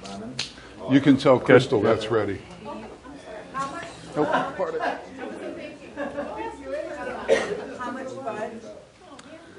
How much fudge? One bag. I don't know what's... But it doesn't matter, because all you want on the fudge is the right consistency, so use as much as you need. I still have half a bowl left over, which we're all going to get into soon. Yeah, we got more. Grab a bowl.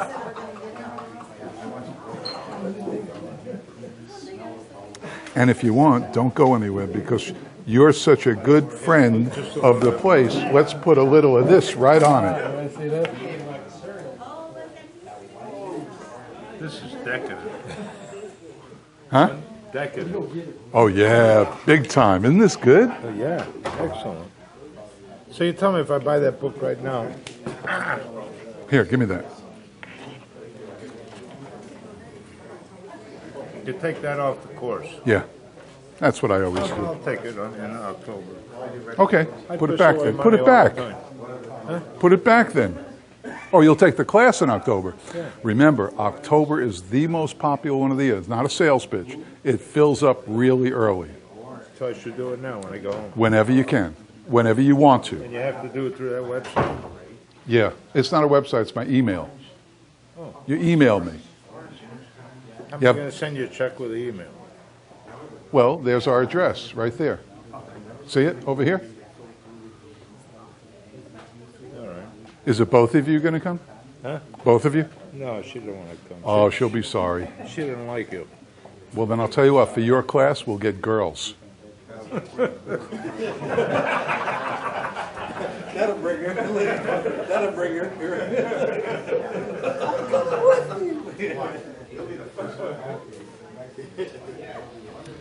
You know, when you own your own ice cream store, you get to lick this bowl. Whoa. That's why you asked me to save it. All right.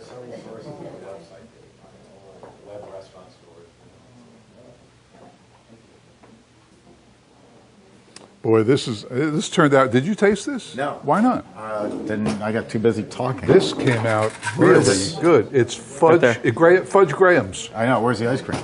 Right here. That's it. Okay. Fudge Graham's. That's your speculoos. Oh, that's wonderful.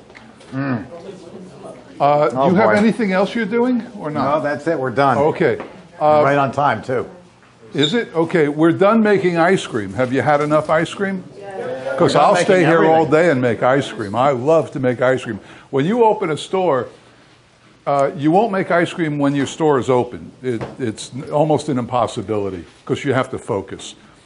So let's say most ice cream stores are open between 1 and 10, 1 in the afternoon to 10 at night. That's pretty universal because you're going to get all the crowds. I'm not. I'm open other hours.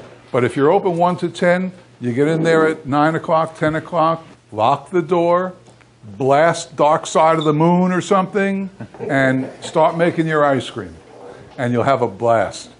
I'm good to Dark Side of the Moon, Sgt. Pepper's, stuff like that. Okay. So you don't do ice? The windows rattle when I'm in there. You do ice at all in your place? I what? Italian ice or sorbet, you don't get involved? I do serve sorbet, sherbet, yes. Plain or alcohol?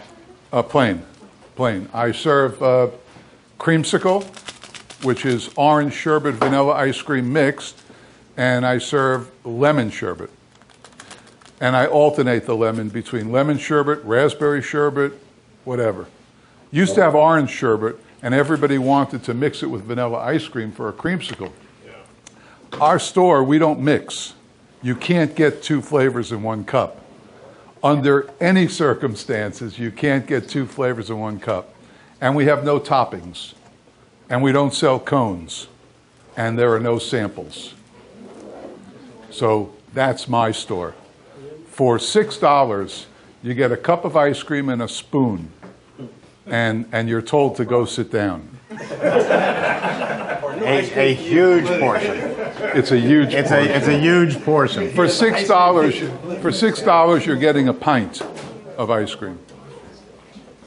And for $8, you're getting about 21 ounces. And for $14, you get a quart. So that's it. You're on. One last thing to show you. A lot of people want to make rainbow Italian ice, which is It's real. 3 different flavors, say red, white, and blue.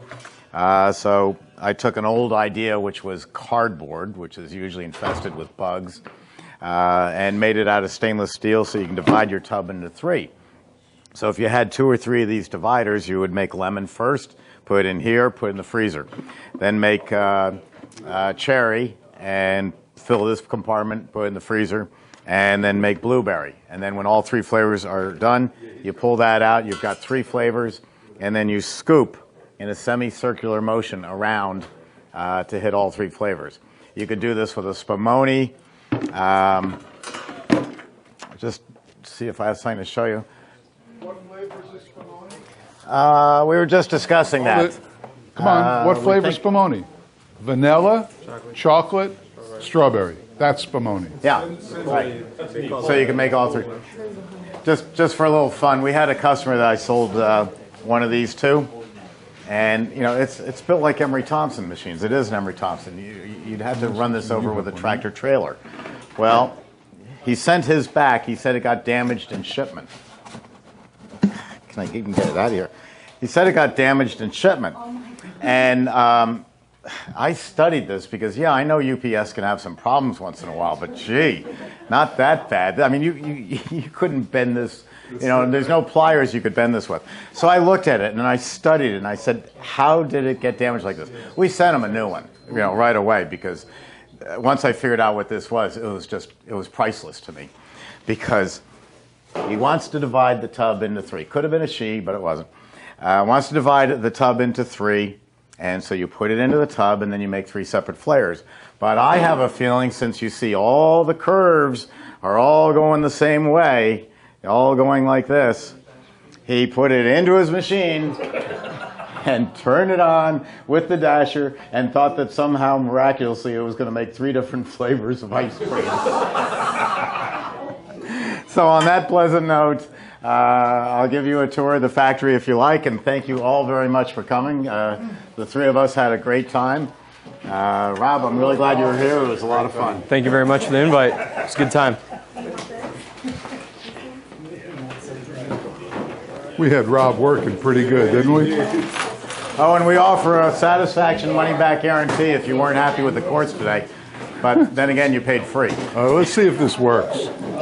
You'll either get charged $1,000 or $50 or nothing. All right, so we can come, you're you can sort of come back here rolling and the collect all dice your here. stuff.